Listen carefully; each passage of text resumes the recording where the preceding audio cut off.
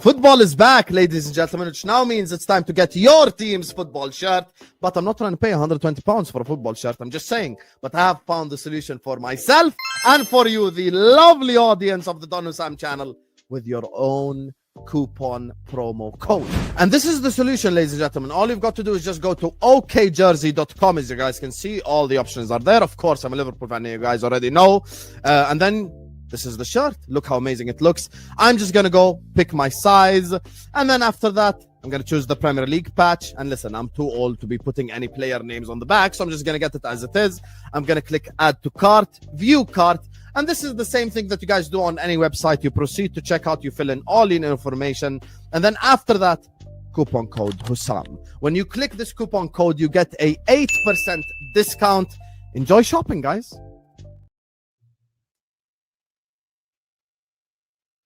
Campion, Champions League patch. You guys can see. You get me? Before we start the show, I just want to say something to you guys. Sorry, guys. We're going to take the full screen quickly. Guys, I told him I'm going to hook you guys up. These next 2 hours are the last 2 hours where the code Husam10 is active. Extra 2% discount. Axel and Larry, if you're listening, I need you to reach out to me to get your giveaway gifts. And there's going to be the 3rd giveaway this week, this Wednesday. So I'm hooking you guys up like crazy. You have 1 hour and 54 minutes left to use the code Husam10. This is your chance now. After this, khalas, it goes back to the 8%.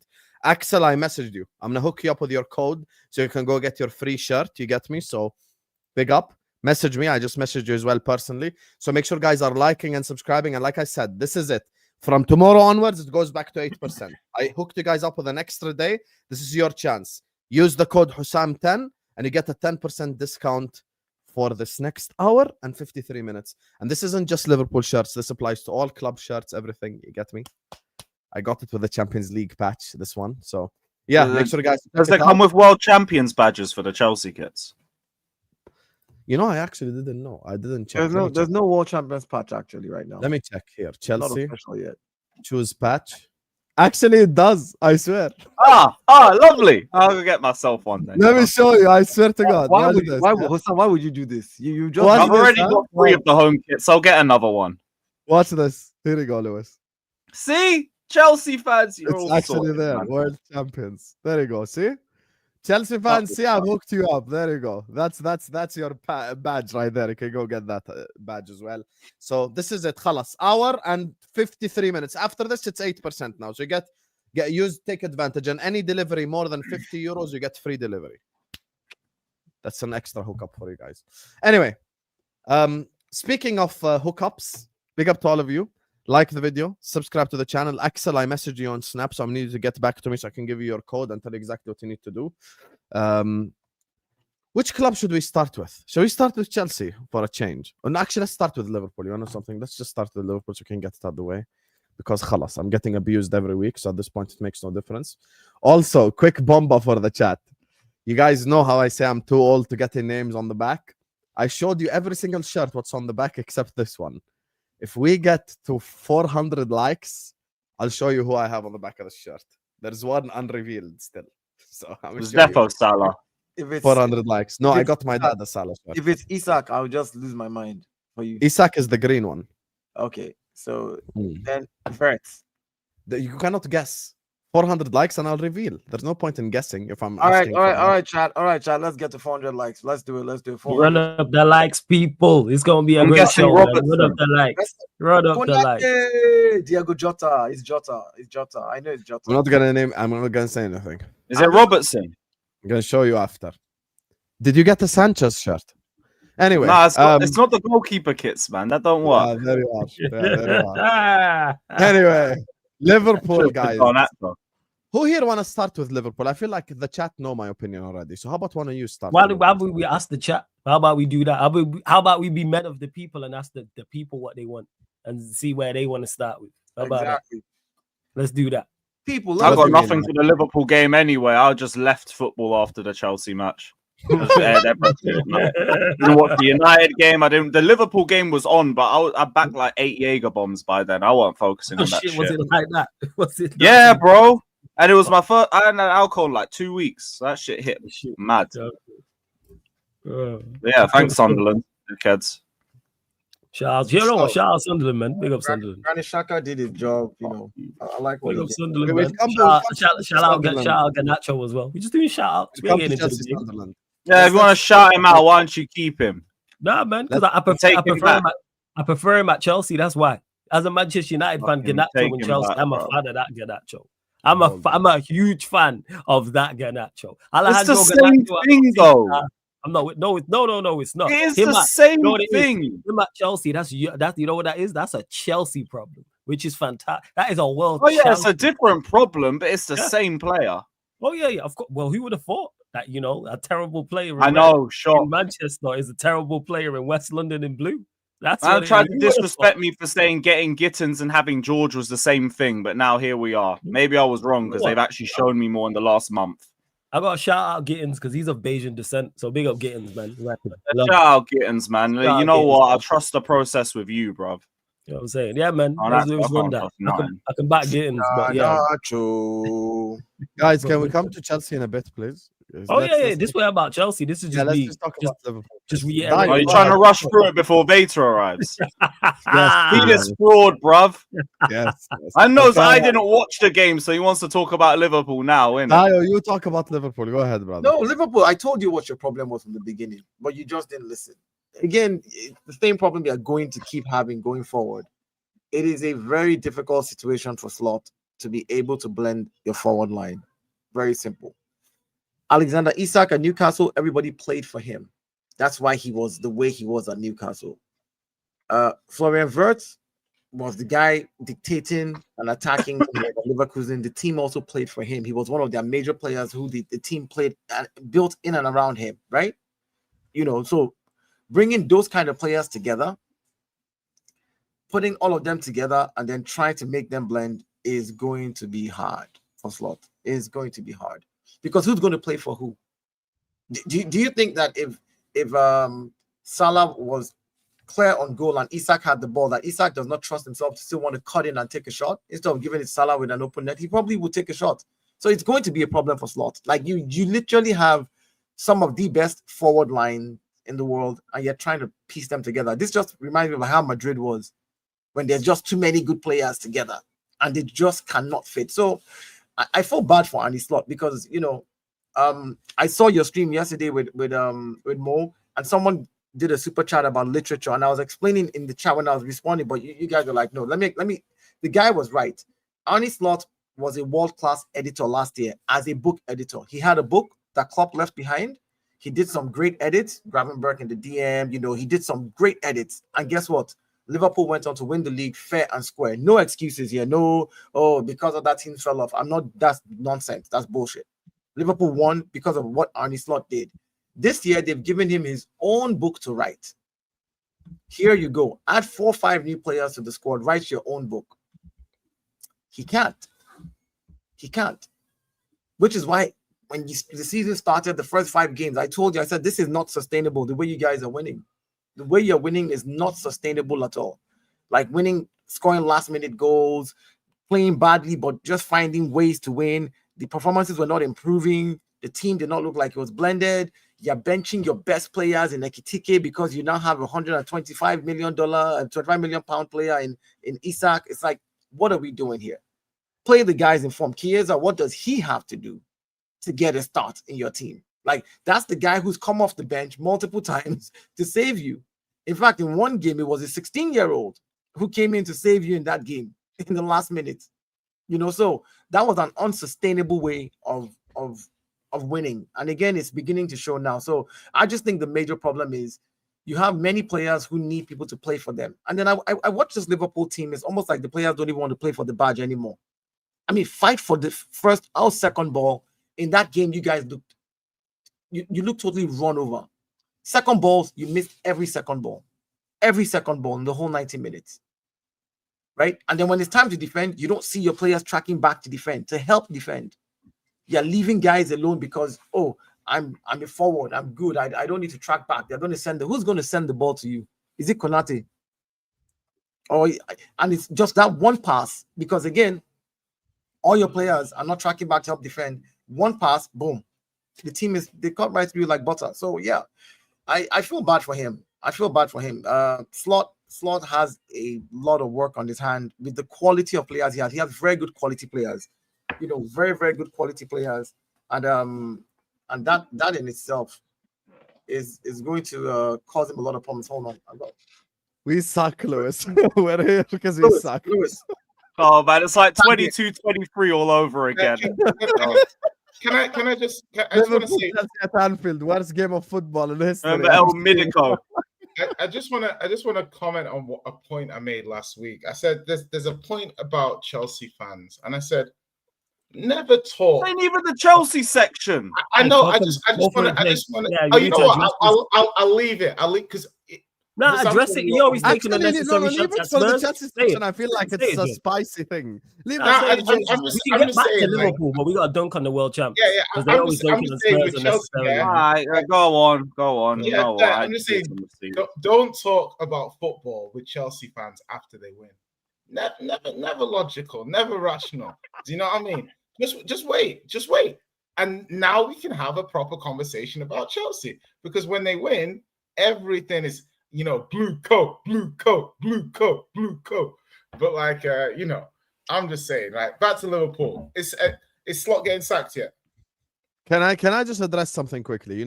I love this. I love this super chat from Shinobi here, and I know you're a triggered Man United fan. And by the way, big up to all the Man United fans as well, man. For those that know, man, Shinobi, that's a fire username. Big up to all the Man United fans. You get me, who have suddenly come out to play. I just want this 450 million investment to fail so that Liverpool owners tighten their wallet. This fraud Husam was talking about winning the league at Old Trafford. Thank you for the donation, but let me address this just quickly before I let the guys carry on. You don't know my issue with the super chat? I'll tell you my issue with the super chat. My issue with the super chat is the following. Last season, when I was doing the underdog, when I was doing Leopard in the Tree, everyone's like, oh my God, why is Husam being so extra humble? Why is he doing Leopard in the Tree? Why is he doing the underdog gimmick? We go in the summer, we buy Isak, Verts, Ekitike, Frimpong, Kerkez. I'm extra confident. They're like, oh my God, why is Husam confident? If you were in my place, regardless who you supported, you could have been a Chelsea fan, an Arsenal fan, a City fan, hell, even a Spurs fan. If you signed Isak, Verts, Ekitike, Frimpong, and Kerkez, you're going to say in the summer you're going to win the league. This is just completely normal. Whichever way you say it is not the debate. The debate isn't how you say stuff. Because I was entitled to think that the team that won the league after making these signings are going to win the league again. That's not arrogance. Okay, that's Husam. That's fair, right? But at the same time, hold on, before you go, is it fair? But let me just on that. Okay, so would you then say, if you then say, you would say it's logical that you would say that, right? So therefore, just by simple context, it's illogical that you wouldn't win the league or be very close to it. Therefore, the person that delivers this illogicity to you, should they lose their job? What do you mean? Are you slot out, basically? I mean, like, no, the thing is, Husam, you haven't had, it's not like that season you lost all your centre backs. There isn't an overriding reason why you are this far off the pace. So if you think it's very logical that you should win the league, and you're confident, chest like Robin, now you're off the top. It looks like you might not win the league. The person that brought this illogicity to your table, to your front door, hello, Husam, Mr. Illogic, are you not telling me that maybe somebody should Ned Stark it? Somebody should lose their head? Because again, because Husam, here's the thing. Let me answer. I'm not slot out personally because I think slot can turn it around. I always reference what LB said last week. This isn't like Man City last year where they clearly have a massive injury or they clearly have something to fix it. Big up to Flawless because he was the only one that agreed with me a month ago when I was calling out Arne Slot. I was saying this is on him. He has to tactically adjust the system and the style. Everyone else was like, talk about Salah, talk about Verts, talk about this guy, talk about that guy, blah, blah, blah. Pointing out every single individual that they feel like pointing out. It's funny because no one now is saying, talk about Van Dijk when he's probably been our worst player in the last 3 games. But regardless, that's a different topic for a different day. Look, I'm not slot out because I believe he can fix it. I think the same manager that last season was an author, not an editor, because he created a new style and a new system for Liverpool Football Club. He integrated Gravenberch as the DM. He made Szoboszlai do Mo's running, therefore allowing Mo to have an unbelievable season last year. The same guy that played Luis Diaz false 9 against Leverkusen because Leverkusen's style of centre-back. The same guy that went away to the Etihad and played the box midfield. The same guy that did all these amazing tactical adjustments that all of you on the panel doing different shows every single week, every single one of you probably was saying, yo, this Arne Slot guy, like he did this move where changed the game. He did this that changed the game. There's no way that same manager is fucking up to this level right now, which is why I'm saying I need him to fix up at this moment in time. But look, here's the thing. Everyone has a cutoff point. I believe the whole like Slot out, Maresca out, whatever you feel, it's about a feeling. Meaning, I don't think it's necessarily I'll explain it this way. If I feel like Slot can't take this club forward anymore, I am not shy of saying Slot out. I am not at that stage yet. However, our next 4 games are Crystal Palace, Aston Villa, Real Madrid, and Manchester City. And with all due respect to everyone here, everyone has a cutoff point. As objective and as realistic and as positive as you can be about your football club, I respect that. But everyone has a cutoff point. Everyone has a point where they go like, this is too much now. If we lose 7 out of 8 games, 8 out of 9 games, 9 out of 10 games, I'm sorry, 9 out of 10 games is like what I'm expecting Burnley to lose, not us. So that's the thing. So Husam, here's what I don't understand with Arne Slot. Again, the reference to him being an author last year, no, he wasn't. He was an editor last year. He inherited a team that was already a solid squad, and he did a good job working those players to actually get the best out of them. I'm saying when he's got a ghostwriter, he's the guy, but when he's asked to write his own lyrics, it's a problem. Exactly. He's an author this season and the sequel. Now it's his turn, and it's like, all right, get your own players in. I feel like we're changing the narrative last year. No. What I don't understand that Slot is not able to do is the quality of players that you have brought in are top notch. How is it so hard to get a top quality player to perform? Like, how is it this hard? We're not talking about crap players now. We're not talking about players that don't have any skin in the game. These guys are some of the best, if not the best, in their positions, right? And you have a manager who was able last year to get you a Premier League with Darwin Núñez. Right. But this year, you now have an Isak, you have a Vert, you have an Ekitike. And you started the season playing poorly first. It wasn't even like, okay, you know what? Every game got better. No, it was like every game was the same exact thing. The same exact thing that you've gone through in the last 4 games is how you played the first 5 games. But for some random reason, I think that aura of, oh, these are the champions, got over a lot of teams. Right? In some of those games, it took one world-class player or one of your players to do something that was just totally amazing to win that game.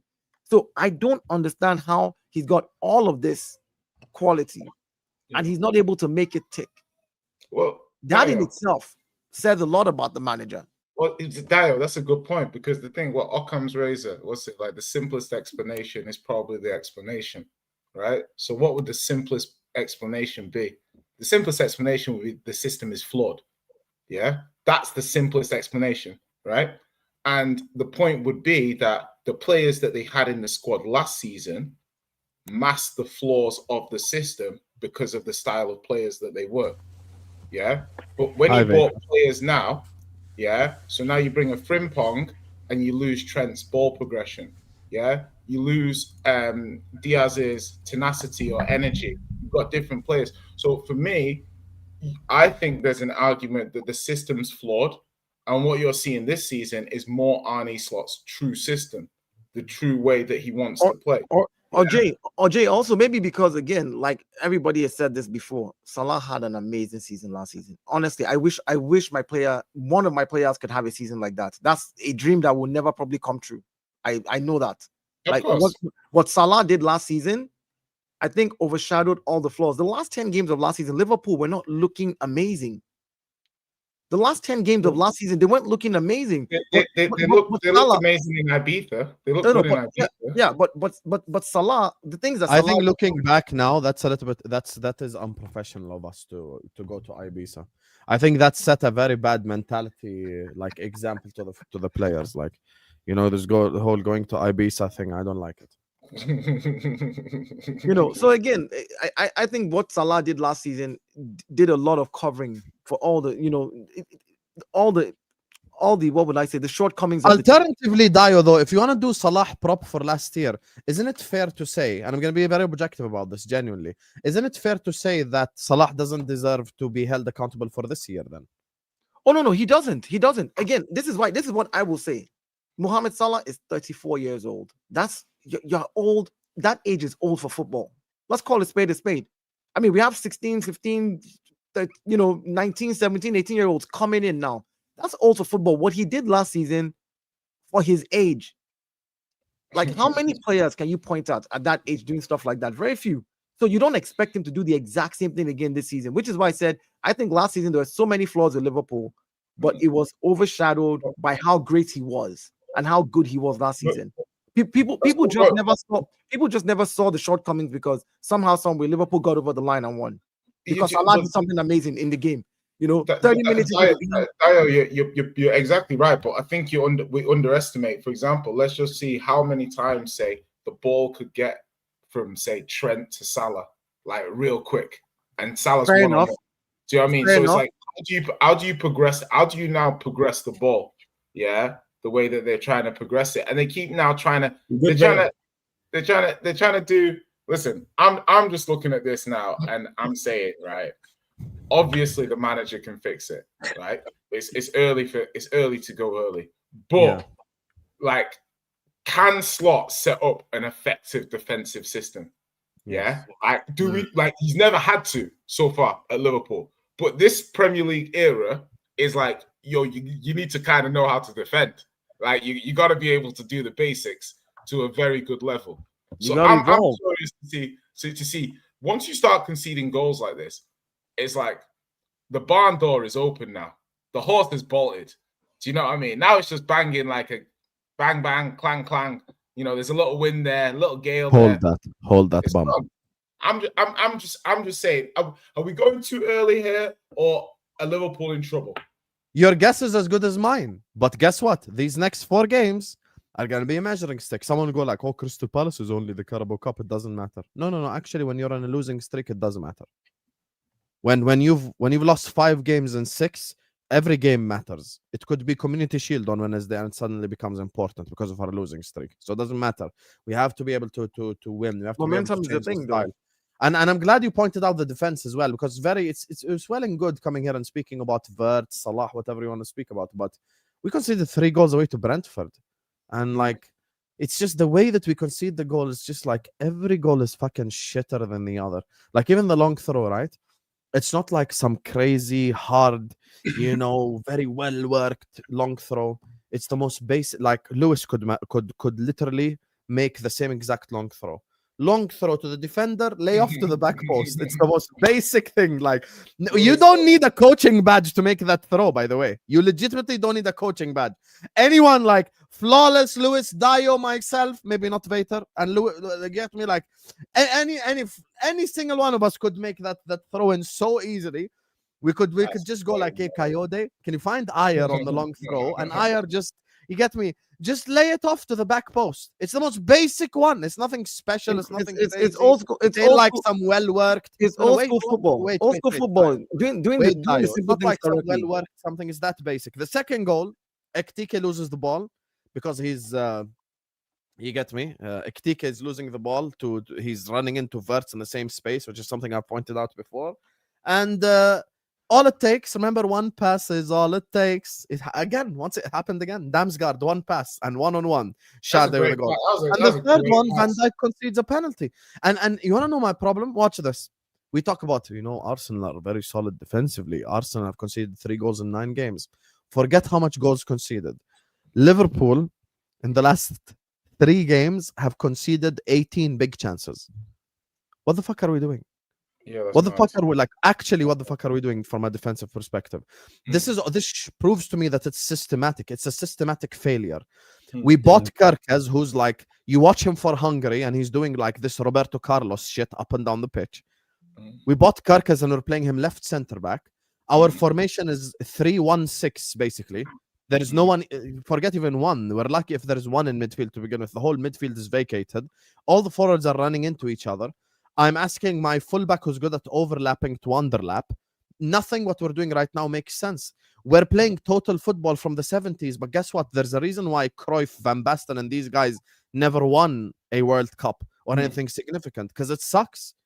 And they didn't win it with Van Basten. I can't win it with Cody Gakpo. I just can't. So that's the thing. So he needs to find his own style that works with these players, because this is the biggest issue. What Jay pointed out about the system is completely true. He has to turn it around, and he has to be the one that switches the system up and make these players play in a certain correct element. And listen, I can do the Arsenal thing and come here and go like, guys, I don't think that was a penalty because he kicked him outside the box. Bro, we deserve to lose that game. Who gives a fuck? We performed like shit. We did. Referees are idiots. Referees are assholes, but we played like absolute dog shit. My thing with referees is if we play amazing and we absolutely cook the opposition and a refereeing mistake is what separates me from a win, I'll call it out. But if we do what we do against Brentford, I'm going to call out no refereeing, nothing. It's on the players to improve.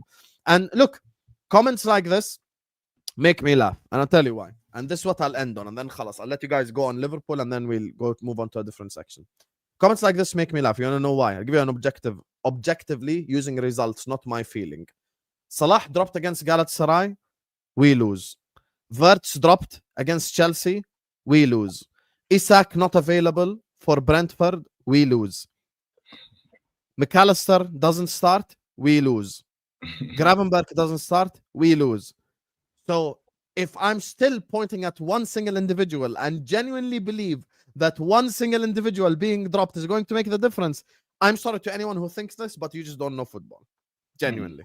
Because it's physically impossible for 10 outfield players to all look like shit except Szoboszlai. It's categorically impossible for it to be every single individual's fault. That's it.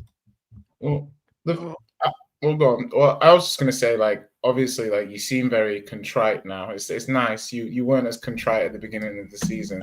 It looks good on you. No. It looks good on you. And I'll say, like, not everyone can defend the league title. I wouldn't even know. I can't even win a league title, my team. So what I'm saying is that it's not easy to defend the league title.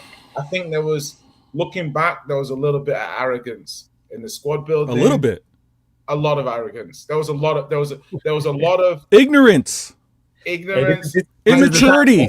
This is the time for the big word to describe their arrogance, Jay, man. We need a word I always think that unawareness. I'm just saying, inexperience. Like misery cells, foolishness, egregious idiocy. You know, like let's see what Liverpool did. Liverpool threw out champions in the summer. Yeah, they were like, Diaz, get out. Yeah, we won't give you a pay rise. Get out. Yeah, so we can go buy and put Isak on 350k a week. Yeah, they got rid of their champion when Trent was leaving. They down you if you lose Trent, yeah, and I'm gonna be. You have a Flanagan regen, yeah, in Bradley, yeah. Wow. You got Flan regen, yeah, and then you buy Frimpong and you say that's gonna replace a generational Premier League right back. That's taking the fucking piss. That's fucking cheeky. That is fucking cheeky, you know. Like, how are you, Trent? And you're like, oh, Bradley and Frimpong are going to replace me. Nah, bro, you're taking the fucking piss. Yeah, you're actually taking the piss. And you deserve what you get because that is fucking taking the piss. Yeah? You look at players like Diaz, yeah? You know, a top winger in the world. Yeah, you'll bring all the names, yeah? But Diaz will match up against all of them. You say, 17-year-old Chelsea player, he's going to replace 17-year-old and injury-prone Chiesa. That's who's gonna like you're taking the piss. Like you like in the squad building, you were taking the piss. Like, and when we look back at it now, like you're getting what you deserve because you guys aren't the fucking Hollywood FC. When have you guys been Hollywood FC? When have you guys been break transfer record FC? That's not your We lane. did it in the 80s when we were dominant, That's what actually. you do, bro. That's not your angle. Do you know what I mean? You're like the Yeah, but maker. Jay, that's not true. Jay, you're a football historian. Dio you know did that. it in the 30s as well, but it was in different the times. 80s. In the 80s, when Liverpool were the dominant club, we actually spent the most money. We broke the British transfer record on Dalglish, Souness, like Ian Rush, like the players that we bought we were the big spenders in the 80s and the late 70s. Yeah, man. But We're all aware of that. That's why when you guys were complaining about other clubs spending money and making it a slight, we were like, we know how you guys won. You guys outspent when you guys won. That's how you're supposed to get in the mix. But it's funny because when you need to be showing humility, when you need to be asking the proper panelist members, no disrespect, Dio or Jay, but you should have talked to Lewis. You should have talked to Flawless. You should have talked to me when it came down to this repeating, right? Retaining the title. You know nothing about it. And then you're Lewis carrying on. didn't watch the game, and Flawless has been quiet. It's not on me. Yeah, I blanked out of football after Yeah. the show. Yeah, he's in You weren't depression, here at bro. the start. And I Flawless was was like, letting- let Jay go, man. It I was wasn't on letting me. Jay. I was letting Jay. No. talk. No. The conversation's all cool. I'm talking about back when I don't understand. when Husam was all giddy. I don't understand what you're saying though, because you also lost this weekend. So don't come here with any chest here too. Wait. Okay. Calm down, So, Victor. so You here, lost here's a after funny that, thing. you Here's a lost funny back. thing. 1-0 Dio. Here's a funny No, thing. no, You no, guys, no, yeah, no, you no, guys no. talk. No, hold No, on. You no, guys no. talk over me. But this was the same Dial saying, "Why are we on this show if you're only going to talk about wins and trophies? We're coming here to talk about the rival team. What rival If team? you don't want me to speak because I lost this weekend, then what's the point of me being here, Dial? This weekend is for you and Husam to be cooked. Calm down. That's what you are. All right. I'll go on mute. Let me see you cook. I'll go on mute. Go ahead. No. Let Vator speak on Hey, Liverpool. I want to hear what you got to say Look, about Jay, Liverpool. Yeah, let Vator Jay speak on Liverpool. Go on, Jay Vator. can speak. He won 3-0. Jay can speak. Jay went into his game. Flawless can speak. Flawless went into his game and won 3 on the bounce. United. Don't come back on camera, my friend. Do not run away. Come back on camera. Bring yourself back. Why are you running? Reappear. Why are you running? Why are you running? Why are you running? Eh? You want to come here Did Vator actually just give up? Did he just quit the stream? Did he just walk off? Just like, Flawless, go ahead, speak until Vator is done flying. Don't worry. I have 3 of you on the menu for cooking today. Flawless, please take I it was, out. I was waiting to hear what Vader had to say. That's what was legit. I was. Okay, you know what? We have Vator. We will give you 5 minutes to talk about Liverpool. Then we'll come back to Man City. Flo's yours, Go ahead, Vader, man. I actually want to hear what you got to say on Liverpool. Wait, Vader. Vator, why are you crying, man? Why am I crying? I'm not crying. I'm tired of the inconsistency with this Dial guy.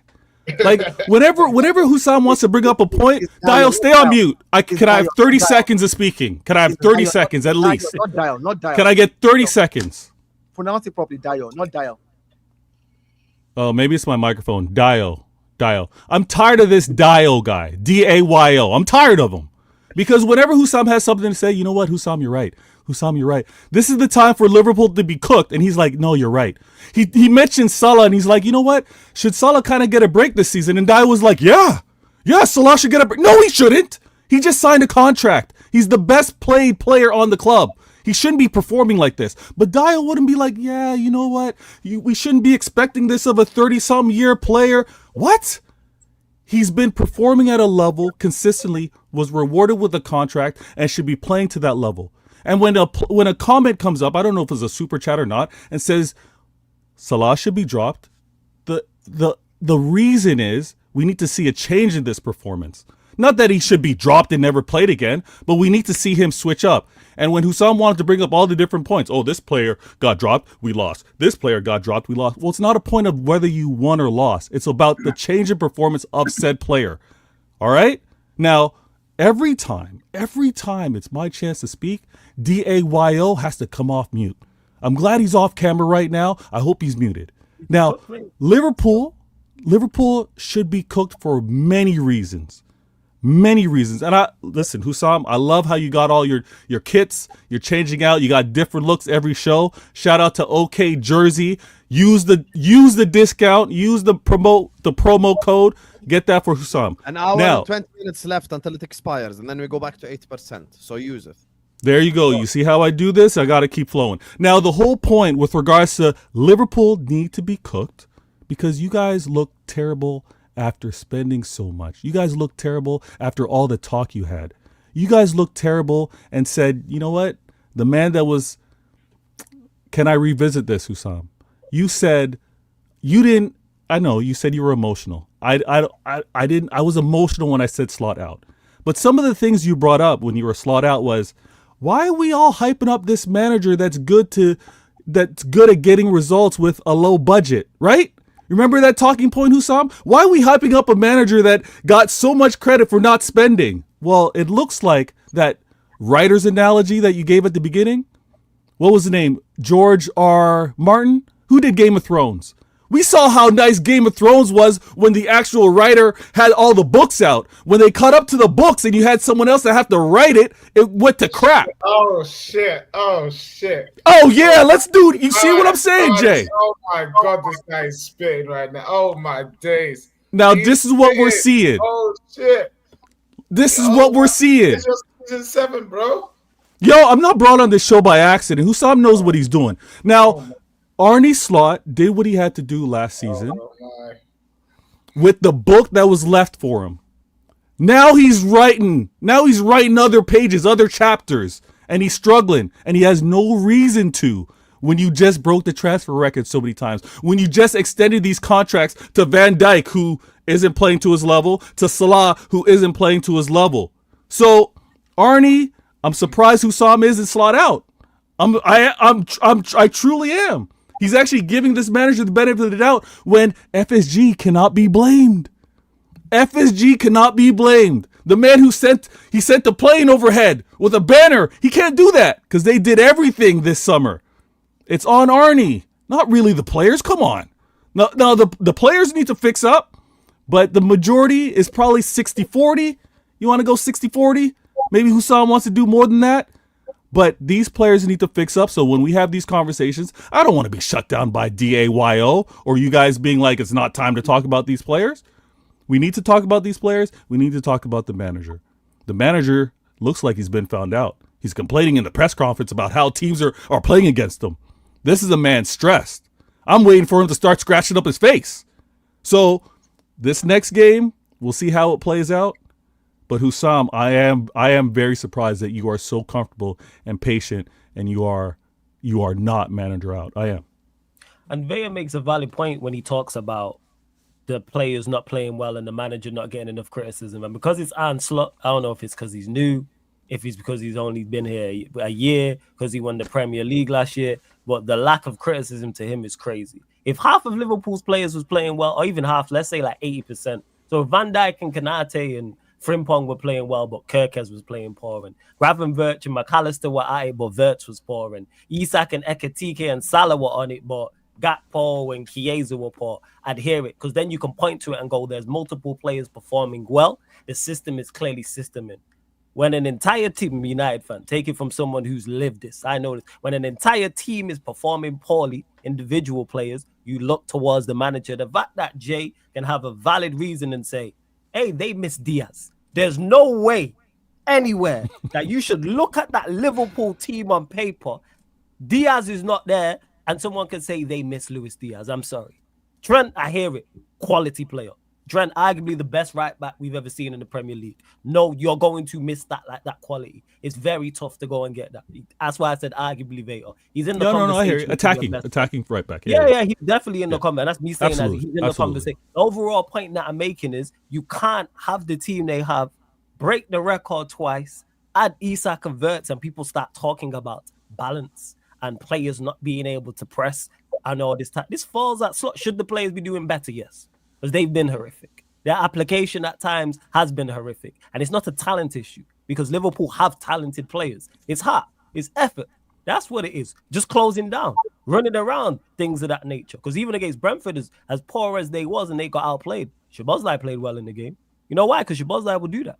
He'll run around and get in the mix and keep the ball ticking and things of this nature. So the fact and back to Salah being dropped, yes, because you should hold smoke for poor performances. You can only criticize a player performing poorly for so long. If it's 2 or 3 games, I point 110% to the player. But once it's 4, 5, 6, 7, 8 games, I'm looking at the manager. Oh, such and such is performing poorly. He don't pick himself. Word to Bajan Pops, he said this to me. Salah's not saying I'm the first name on the team sheet. Drop, man. Why are you so afraid? Drop. If you don't think Kanate's doing it, same with Van Dijk, whoever the case may Salah be. got dropped and changed his whole header on social media. Like, Yeah, cool. Get mad. I know, Get but mad. flawless. That Bro, was actually fake. again- He again- changed again- it during international Go- break. go- So- I agree with you 100% on this, but at the same time, the kind of players we're talking about here, even in that system, the quality of players you have, they don't even look good playing. Like the players themselves don't look. I think there's a difference between you can have a bad system and average players, and then you try to make your average players do a bad system, they'll look terrible. You're like, you know what, this is not going to work.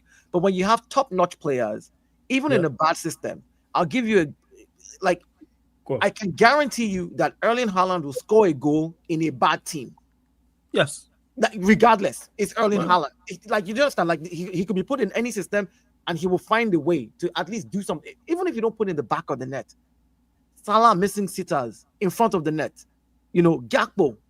These players missing sitters, literally. Isak just running around headless. Like, there's a difference between a terrible system, but then when you have players of that quality, even they don't look good. The system is bad, fair enough. But do something. Play for the badge. And I hear you there, but when players stop, and I agree with you in regards, that's why I mentioned the effort levels and application. When that's not there, yes, that should come from within, and players should do that automatically. But I'm also looking at what do we say? Man management, motivation. Because we praise managers. We praise, like Klopp, for instance, he's the prime. All players would run through a brick wall from him. And we praise managers for doing that. So on the flip side, when players are not applying themselves again, yes, players should do that. And I've been a big advocate and mentioned this many a time. However, this falls back to the manager in regards to when players are not applying themselves, you drop them. If you don't put in effort, because I guarantee if they play, and Liverpool won't do this, if they play 5 or 6 youngsters, I guarantee there's no lack of effort.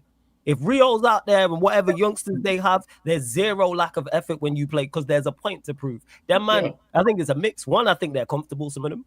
I think they are comfortable. And two, go look back after, and again, Bajan Pop said this to me, when they conceded the 3rd goal, there was no motivation. Let's go. None. They looked defeated. None. They look defeated. They look And defeated. that's it. And to be at Brentford respectfully and be like, we can't get in this back in this game, and you have all that talent. If I'm out there and I look around and go, all right, it's going bad, but Salah's out here, Isak, Verts, whoever, there's enough talent out there for us to get back in the game. who are the leaders at Liverpool? Who are the leaders? This is the first season. This is the first season where I see Van Dijk. I see Van Dijk, who is supposed to be their leader, just constantly throughout the whole game, just apportioning blame. You literally see him pointing Van Dijk. I'm like, dude, what are you doing? Like, he doesn't trust Kerkez, first and foremost. You can tell he doesn't trust Kerkez. And anytime the ball is coming, you see him pointing to Konate. You go like, dude, you're not a conductor. You're a leader. Lead by example. Stop tracking. When you conduct and you send other people out, that's when you don't get any dribble passes. I know, but the thing is, like, this is the first time I'm seeing him because Van Dijk, I respect Van Dijk as a defender. I respect him I would take Van Dijk any day in his prime on my team. I think he's literally come to the end of his He just signed a contract. They gave a big contract to a player that's at the end.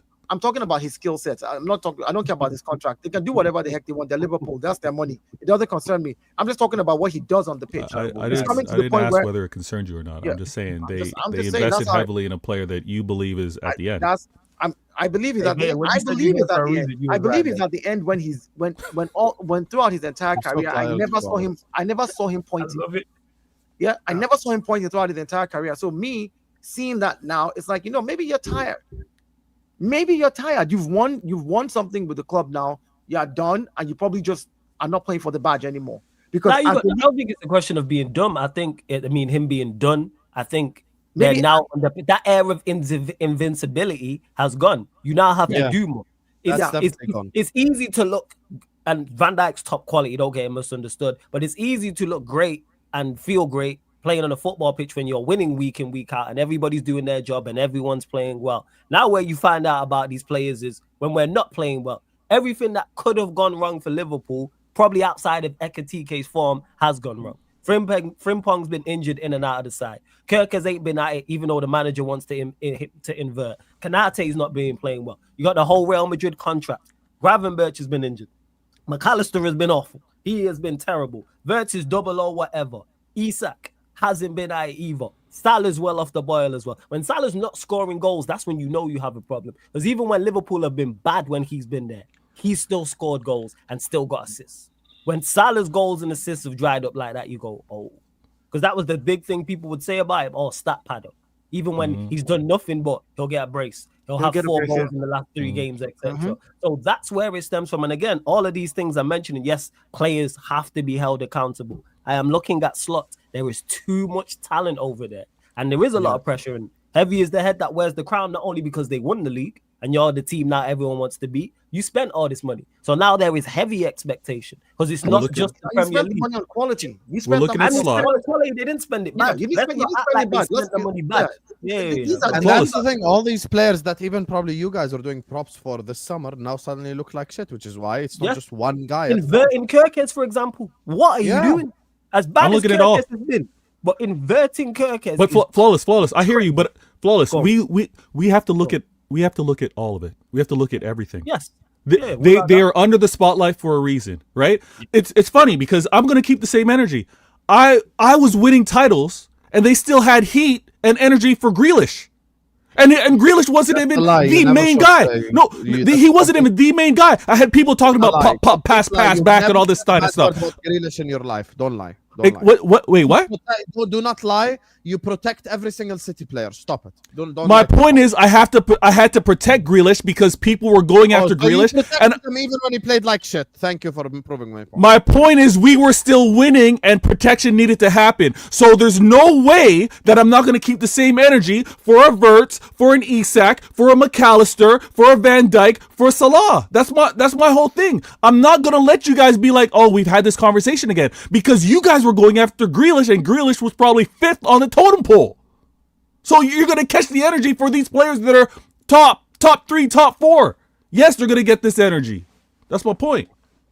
I don't know if anyone's watching Atletico Betis. Baena just scored a banger, by the way. Anyway, let me grab these supers for a move on, talk about Man City.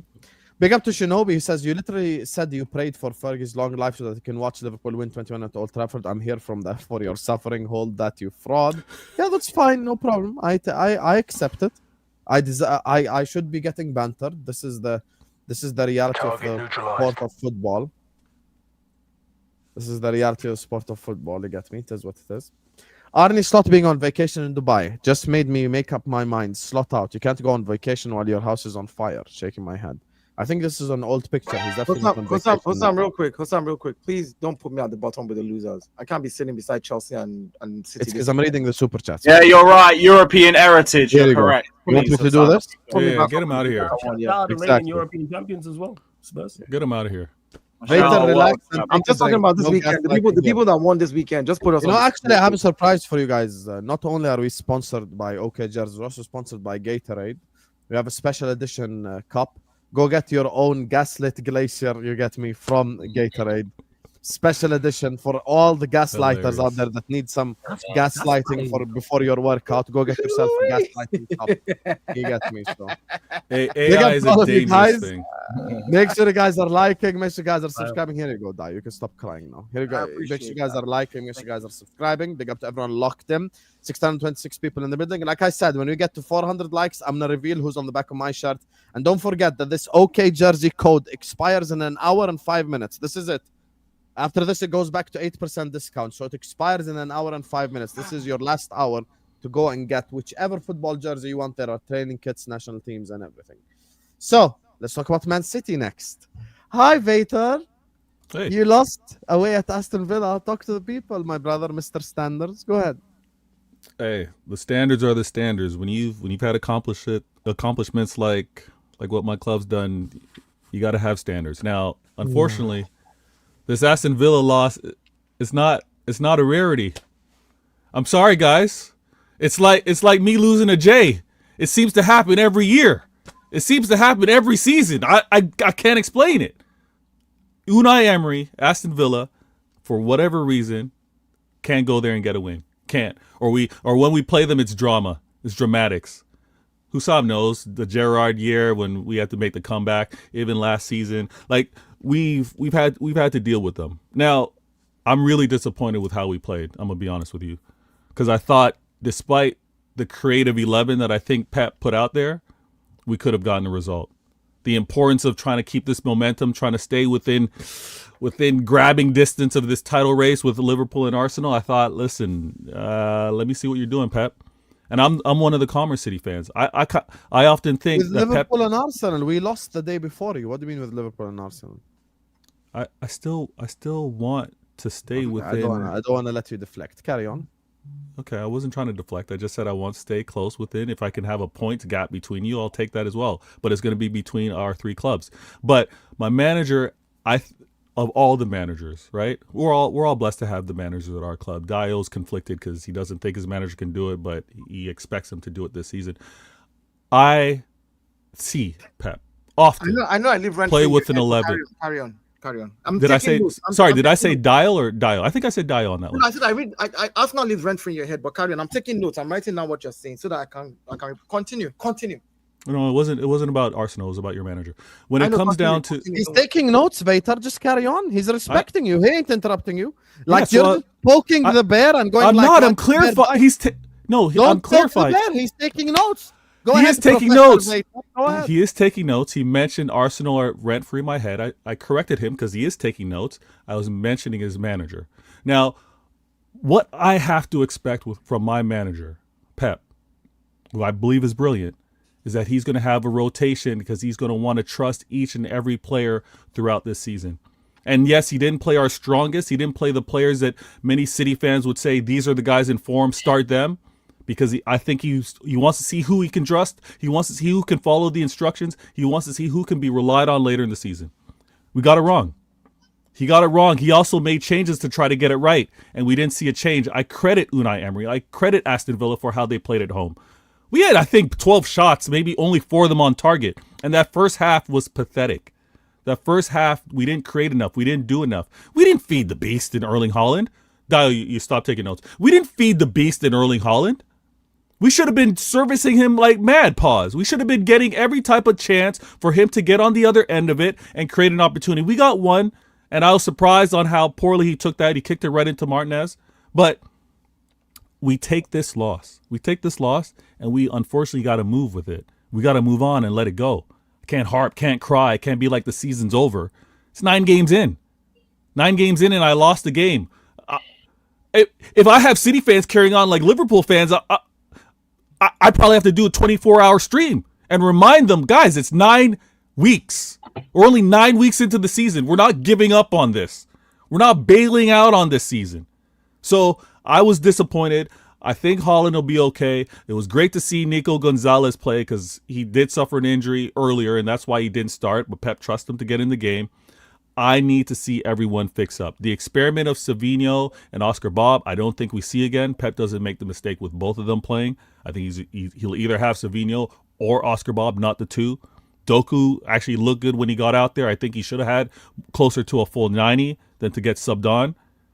But all in all, and prayers be to Foden, what he's got to do off the pitch, what he's dealing with off the pitch. But from a club standpoint, from a player standpoint, I'm actually calm with this. I'm not too stressed.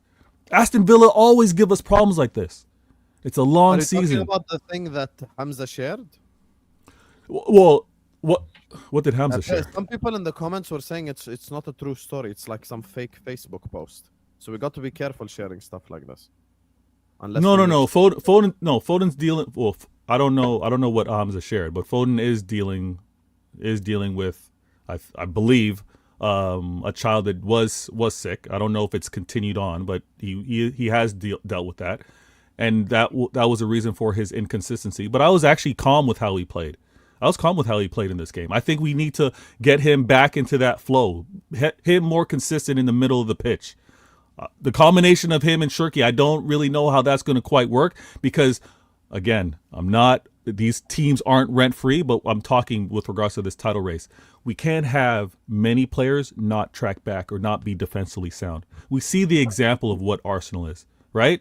We joke all the time about how much defensive rate Saka had to do, or how much it was relied on with regards to Martinelli at times, right? I can't have Shirky not being as resolute defensively. I can't have Doku kind of trotting back. We need, because the football's different. We understand you're going to defend as a team and you're going to attack as a team. If maybe you can get away with one player being a little lax in defense, but I can't have more than that. And I already have that with Haaland. So I'm interested to see how my man Pep sets us up for success. I'm gonna take this loss and move on because it's 6 points week 9. It's 6 points week 9. I think I've seen point gaps reduced later in the season before. So everything should be nice and calm. No one should be saying the title race is over, and that goes for City fans as well as Liverpool fans, in my opinion. But you guys know your clubs better than me. Guys, anyone gonna say something about City or what? So yeah. No, go on, Jay. Go on, Jay. Jay, let me let you. I thought City were a bit back, yeah. And I think I was looking at the team and everything, and I thought, I don't know what Pep was thinking, like in terms of the lineup for this game. Like I just think he underestimated Villa a little bit. Like I think he thought he could get by with less. And Vator games. You stole my talking point for my upcoming show because excellent. I do talk whether Pep overestimated or underestimated. So it's it's interesting on how he set them up because we had no true six. Yeah, I think no true six, but starting with Bob and Savinho on the wings, he's just a very erratic team. Like lacks the consistency of the teams that he'd been putting out recently. I think he maybe wanted to test some of the players. Maybe this is going to be a rational. Doku can't buy minutes at the moment, which is interesting. So I'm looking at that from the point of view of saying, I mean, I don't think when Haaland's really not scoring, like you don't look like you've got goals in the team. And that's a big issue because City aren't a team that are set up for the margins anyway. Like there's a lot of teams that will, like throw-ins, free kicks, defenses, out of possession. City aren't set up like that. So City need to score. Yeah. Because if City don't score, based off margins, they're probably going to give up a goal at some point. Yeah. So, yeah, I can't remember the last 0-0 City game I saw. So City are conceding or they're winning. So, yeah. I agree, Jay, and you bring up a point with regards to, is it Haaland FC? If Haaland's not scoring, do City win? Again, I know the Champions League and the Prem is very different, but the fact that I have other players scoring in the Champs, I think it can translate to the Prem. We need to get that confidence going. But it's one of those where another reason why I'm calm, I'm not losing my mind. Correct me if I'm wrong, Dial, note taker, but I think I've only surrendered 6 goals in this league.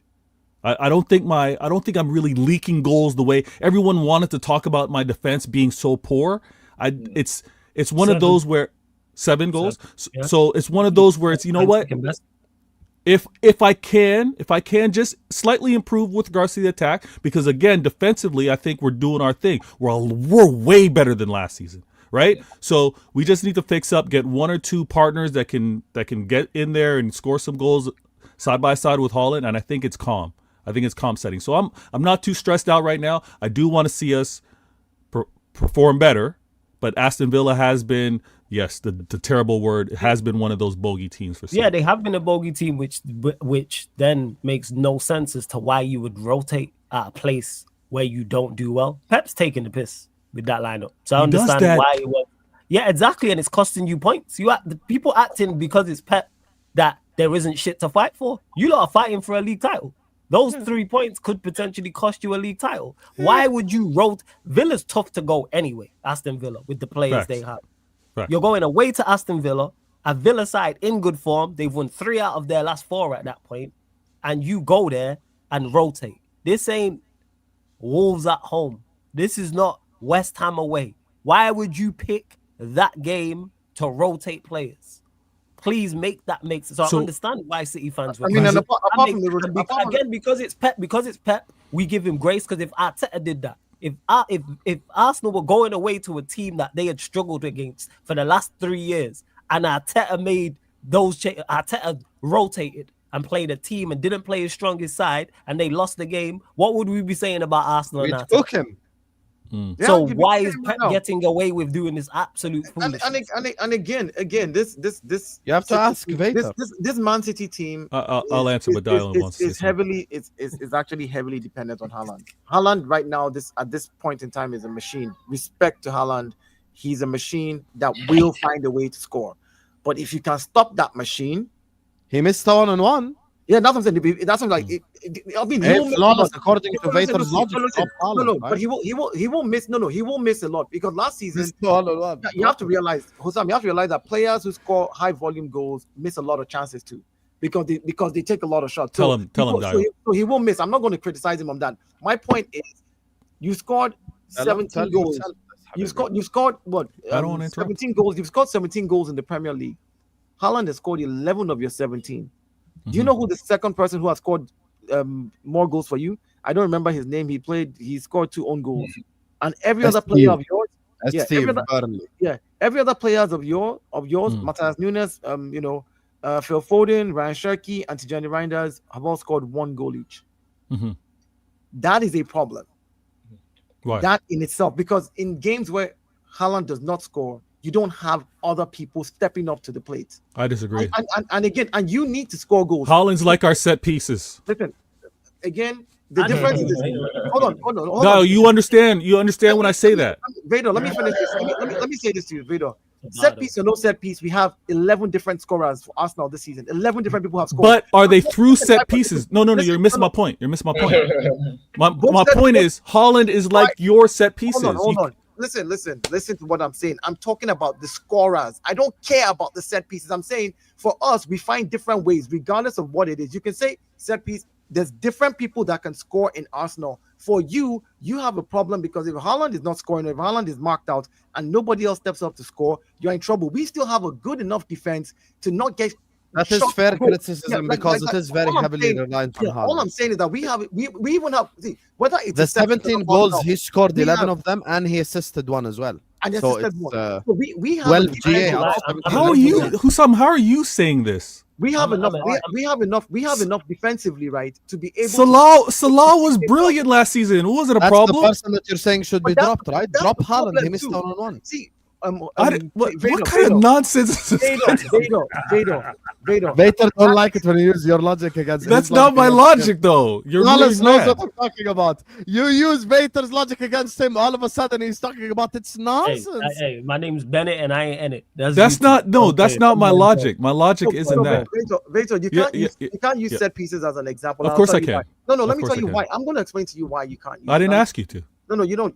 But I will because it's my Okay, go time to ahead. speak. All right, go ahead. It's very simple because if your teams decide that you're going to come and set up in a low block and concede all kinds of throwing set pieces in your half, my team will be stupid to not go and learn how to use it. If you want us to stop playing set pieces, come out and play us. You played 32% against us ball possession when you played Arsenal. I didn't say your hold set on, pieces hold on. were a problem. Hold on, You're hold on. going off on a tangent that doesn't need to happen. No. I'm letting you know why I'm- you can't use that as a reason. The difference is with Haaland, I respect that he's the goal machine. But the minute they stop your goal machine, Vator, you guess see what how it happens to your feels team? now? Get pressed. Get bro. what happens I'm to not your being team. pressed. He's explaining Guess what- something that doesn't need to be No, explained. guess what happens to your Your team when head's they hot. stop You your want goal to machine? step already. Guess what happens? There's nobody else on your team that can score. No, don't there have- are.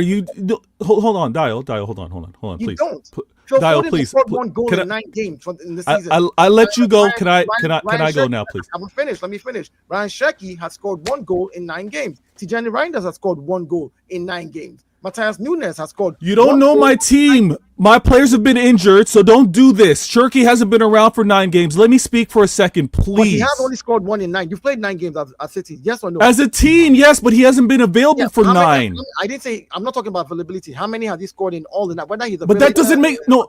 Dial, please. Dio, he's Let me begging speak, You. He said, please. Just let him Please. Okay. I'll all right then. Please. Finish. please, Go ahead. please. I'm trying to be polite. I'll let you talk. Yeah, speak. he's Canadian. You're very polite people. Yes, I am. Now, Dial, when you want to ramble on and say Shirky's only scored 1 in 9, it's inaccurate. You're misleading the people, right? You're a stats man. You can't go 1 in 9. He hasn't been available for 9. Now, if he was available for 5 and he scored 1 in 5, that's a lot better lot better understanding of what he can contribute to the team when available. Now, I want to point out the reason why Haaland is like your set pieces is because when you don't score set piece goals, you find an alternative, correct? When Haaland doesn't score, you pointed out, I've had other players that have scored. So my point is, we will have those other players step up. The same way if set pieces don't result in goals for you, your team will get goals elsewhere. That's my logic. That is my logic, Dio. And Husam, the reason why I didn't say Salah needed to be dropped last season is because he was performing at that level. Now you're trying to throw it to this year where I'm saying Salah isn't performing that level and I should be dropping Haaland because he missed a one-on-one in one game. You're not using my logic. You're doing some nonsense. That's what you're doing. I am using your logic. Your logic is good player misses one-on-one, drop him. No, that is no. It's not just one miss one. No. It's not Salah only missing one-on-one. Come on now. He has not been performing well. You're a fraud. Don't do that. I'm not a fraud. You're stressed. Calm down with the again. City this season. Yeah. Yeah. Honestly, Sorry, I said again this season, honestly speaking, the way you guys look with Haaland, great, he's scoring goals. But once Haaland is not the one scoring for you, I maintain the fact. The thing is, I would live and die by that. I'm cool with that. No, I'm okay with it. I'm not saying I'm a City fan. I'm cool with the Haaland thing. I'm cool with it. Dial's giving the breakdown though. Dial's giving the breakdown. I think it's no one asked if you're cool with it. I think it's amazing. Listen, I'm cool with it. Shut up. Sorry, go on, Dial.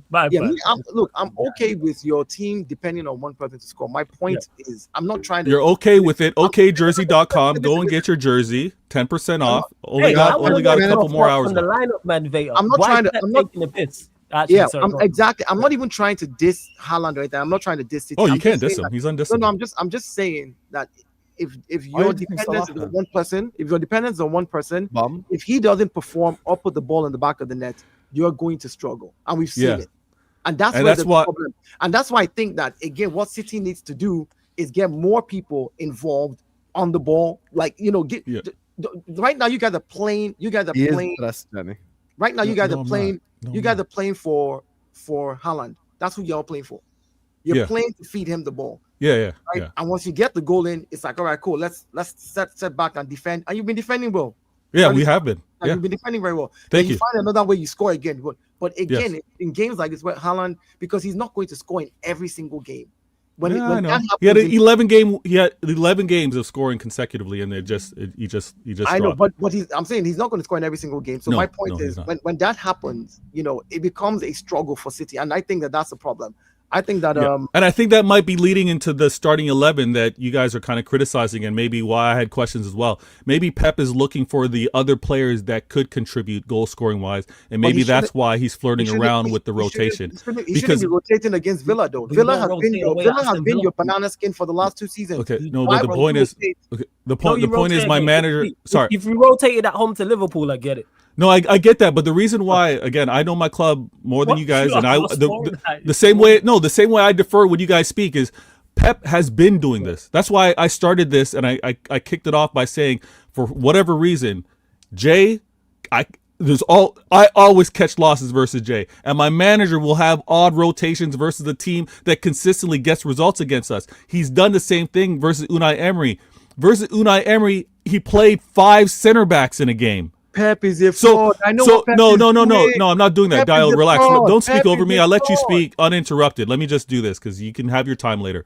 My manager's been doing this, and when he's been doing it, what has kept Dial so frustrated the last 3-4 years, he's been having this mad rotations and still winning. It's what he does because he wants to see who can be trusted, who can be used as the season goes on. So I'm very calm with it because it's not new by Pep. I get the question, why does he do it? But it's nothing new. And he seems to get the players on the right page to get the results as the season progresses. Maybe he's got an eye on the League Cup. Maybe the rotation that he has in mind is with regards to the League Cup. I don't know. I'll have to see. We play Swansea next. Flawless, I know why he does it. Let me tell you why Pep does it. Now Dio knows why he does it. Okay. You know why Pep does it? Pep is a fraud. Are we just going to let him get? We're going to let him Pep is a fraud. Swansea City. Go ahead. Dio, go ahead. Talk over Flawless. Pep is a fraud. You know why he does those rotations against teams like Villa and Tottenham, right? He knows he's going to lose, and he wants it to be that, oh, when he loses the game, he's going to turn around and like, well, heavy rotation, so that the fans can have something to hold on to. Your manager is a fraud. He's a criminal. The reason he rotates That's against Vator shit. Vator would do really that. believes that he knows he's not going to win against them. He knows Tottenham is going to smack him 4-0. He knows that Villa is going to come in and do the 1-0 spoiler. He knows the teams that he does not have anything for. He knows he can't get nothing out of it. So he goes, he does heavy rotation so that way you can come out here and give this flimsy excuse. This is why your manager does it. Because I look stupid, right? That's not why he's rotating. You guys were shit. That's why you lost the game. Don't come here and tell us he rotated before we looked poorly in the game. He might have rotated for Swansea in the League Cup, man. Because there's a timeline. He's rotating because he wants to play the first team against Swansea, right? In the League Cup. Man. It's important game, man. So he's looking to win the League Cup and not the Premier League, right? You guys are so A and B, 1 and 2, black and white. There's many factors. Sorry, I thought B comes after A. Sorry, I'm not the brightest. My bad. Is this what we're saying? Is this what we're saying now today? We're coming here and giving fraudulent excuses for our managers. No. We're not giving fraudulent excuses. See, you clocked them. No one. Yeah. Anyway, Vator, I think this is long enough on Man City. We gave them their. I agree. No, don't hide, Lewis. Don't hide, Lewis. Chill guy, my ass. You ain't no chill guy. You're gonna get it. You lost at home to Sunderland. Go toilet. Give me a sec. Yeah, I'm sure. Get your ass back here. Suddenly this guy has to pee. Van Dijk is finished. Reactionary knee-jerk mindset. I agree with this. Liverpool should have signed Marmoush. Perfect fit. I've always said this, Mark, to be fair. I think Marmoush fits us even more than he fits Manchester City. You've had one and it's a reverse signing from what I'm used to. But anyway, big up to all of you guys. Look, there is exactly 45 minutes left until the code expires. So make sure you guys go over there. Use the code Husam10. We back to 8% tomorrow. You get me? So please hit the like button. Please subscribe. Maybe Chelsea could use a 10% discount on some of the bum-ass players they have signed. You get me? Husam, can I ask you real quick? What I know you've been in the gym. What size kit is that? You have to go one size up. One size up? Okay. Yes, whatever size you are, you've got to go one size up. There, it shows the measurements as well, so you can look at the measurements for yourself. But to be safe, basically just go one size up because the sizes are a bit smaller in China. So just go one size up. Yep. Anyway, Lewis, can you stop fucking like just being a little loser? Fine, I'll come back. Arsenal fans need to be studied for science. Crazy. Wow. Facts. Wow. Man said let's experiment. 300 likes. I reveal who's in the back of this shirt as well. We haven't yet got that. So let's get there. Lewis, hi. The Black Cats came to your stadium and they dug a hole and shat in it. So talk to me. Yeah. It was a disappointing weekend for your world champions. Very, very disappointing. I wouldn't laugh so soon. I've got you this weekend, bro. Woo! Hey, Spurs, games, bro. You know what our record's like. Now they're third. Yeah, for how long, bro? How long? You know what happens when you face Chelsea? We'll talk about the game in hand for now. We'll talk about the game at hand. Very, very fucking disappointing from everybody involved, manager and players.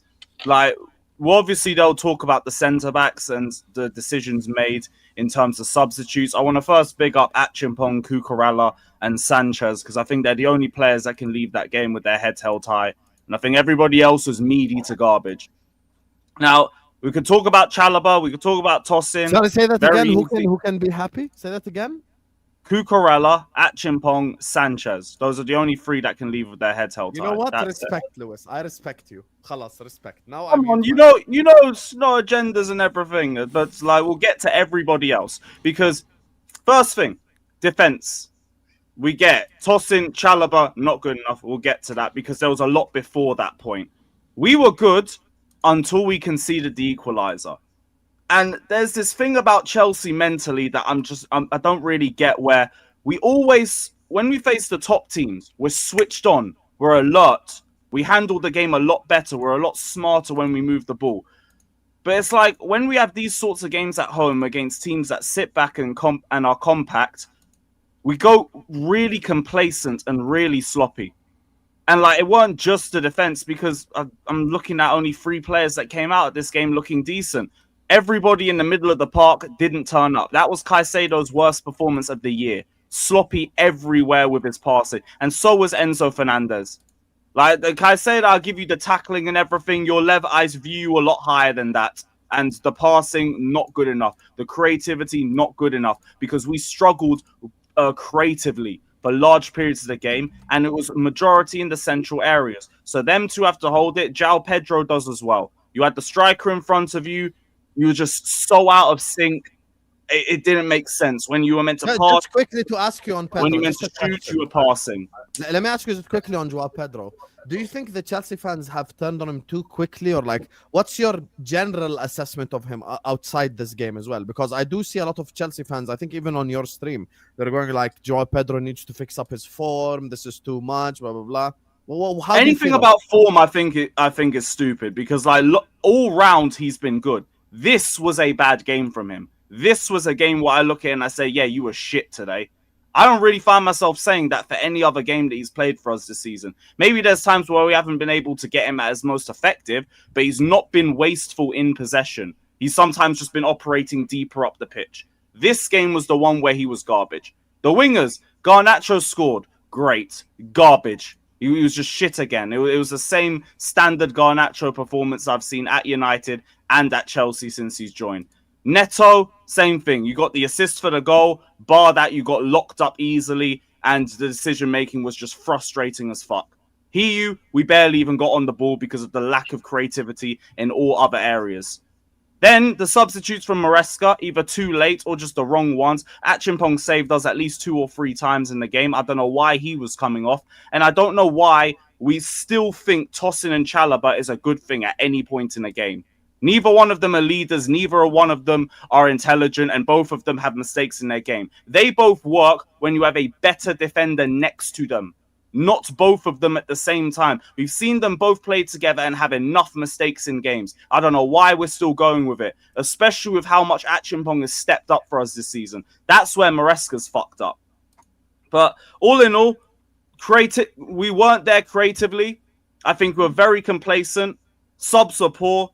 And when you approach a Premier League game like this, you deserve to lose, in all honesty. So, yeah.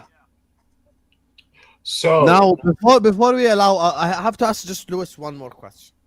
Now, we are 9 games into the season. You're 9th. The results aren't going as you expected at all. Me and you had a conversation from the beginning. We said we expect Chelsea to do very well this season. You're below clubs that you would have never expected to be below at this moment in time, like Man United, Bournemouth, Sunderland, shit clubs like this. How do you feel? I was gonna get you back. How do you feel about your club generally right now? Yeah, you're on mute as well. 2-0 Husam. Go ahead, Lewis. That's why I didn't say nothing. Well done, man. It was a good shot, man. You know what I'm saying? Most accurate anyone's been in a Liverpool shirt all month. I see it. You know what I'm saying? Go on, it's actually work. You too. Go ahead, Lewis. So honestly, it doesn't change too much in my perception of things, but you're leaving a lot less room for error. Because I was talking about, I think Chelsea can stay in this race for as long as we can. You now have to win every game for the next month to stay in it, and that includes the Arsenal game. It was the same energy going into the Liverpool match. You lose against United, you lose at home against Brighton. You now have to win against one of the big ones. So go and do it. I still think we can win every game up to the Arsenal game. Whether we can win the Arsenal game with it remains to be seen. Still top of the table. That's still going to be a big clash between both of us. Don't think there's going to be a lot of goals in that game anyway, just based off the way both of our teams play. So that is going to define where we're looking at Chelsea in the long term. But for now, it doesn't really change too much because I maintain I don't think the top 4 have looked great in open play. Other teams have just grinded results out better than us. And we know the team's got fatigue from the amount of games that we've played this year. We know how bad the window was and how it's impacted us, especially at the back. And we know the fatigue. Caicedo's playing with knocks. Enzo's playing with a knock. João Pedro's playing with a knock. Fofana's not been reintegrated back into the side yet. Palmer's out till December. Delap will be back in about a week or so. For us to still be around this position, with those players coming back in the next month, is why the next month is so vital for me right now. You get me through to December, then I'll be a little bit more confident with the games that we have ahead that we can maintain it. Now, what's only working for us is that we still have a good run of games. We usually do well playing Spurs. I feel confident that we could get a result against them. Then it's Wolves, who are bottom of the league. They haven't won a league game yet. Burnley 12:30 will be a little bit tricky, but I beg you just go there and just get a win, whether it looks good or it doesn't. And then you're back on track form-wise, because it's still not even a collapse thing for me. We've lost 1 out of our last 5 in all comps. It's just the performances that haven't looked good, but we've been pulling results in spite of that. No, but your last 5 Premier League games, you've only won 2 and lost 3. So don't you think momentum is a thing as well? I mean, Momentum, yeah, but that applies to all competitions, I think. No, I'm not even being like. I'm just saying in the Premier League. Yeah, because momentum is game by game. No, hold on. Let me. The reason I get what you mean. I get what you mean. Momentum is game by game. I'm just talking about the Premier League now. Let me explain what I mean by that. Again, you're playing 38 games and teams already know you, so they can set up against you a certain way. In the Champions League and all of that, these are one-off games. Like, you can go in there. The teams from Europe play differently, and you can always get a result there. So it's almost like me trying to say, oh, Liverpool are the set piece kings of the Champions League so far because they scored the most set piece goals there. It doesn't matter. That's not. It doesn't translate. Or Liverpool being hyped after the Frankfurt game. It doesn't translate to the Premier League. And so in the Premier League, your last 5 games for Liverpool. Your last 5 games, you have. Stay on mute. Your last 5 games, you have lost 3 and only won 2. You don't think that is a worry momentum-wise in the Premier League when teams are like... No, because the Sunderland's the only one 11v11. What the other ones mean, shot bro? What does that even mean, bro? You're playing the game. The other ones were 2v11 and you weren't losing before the Reds. I'll say this.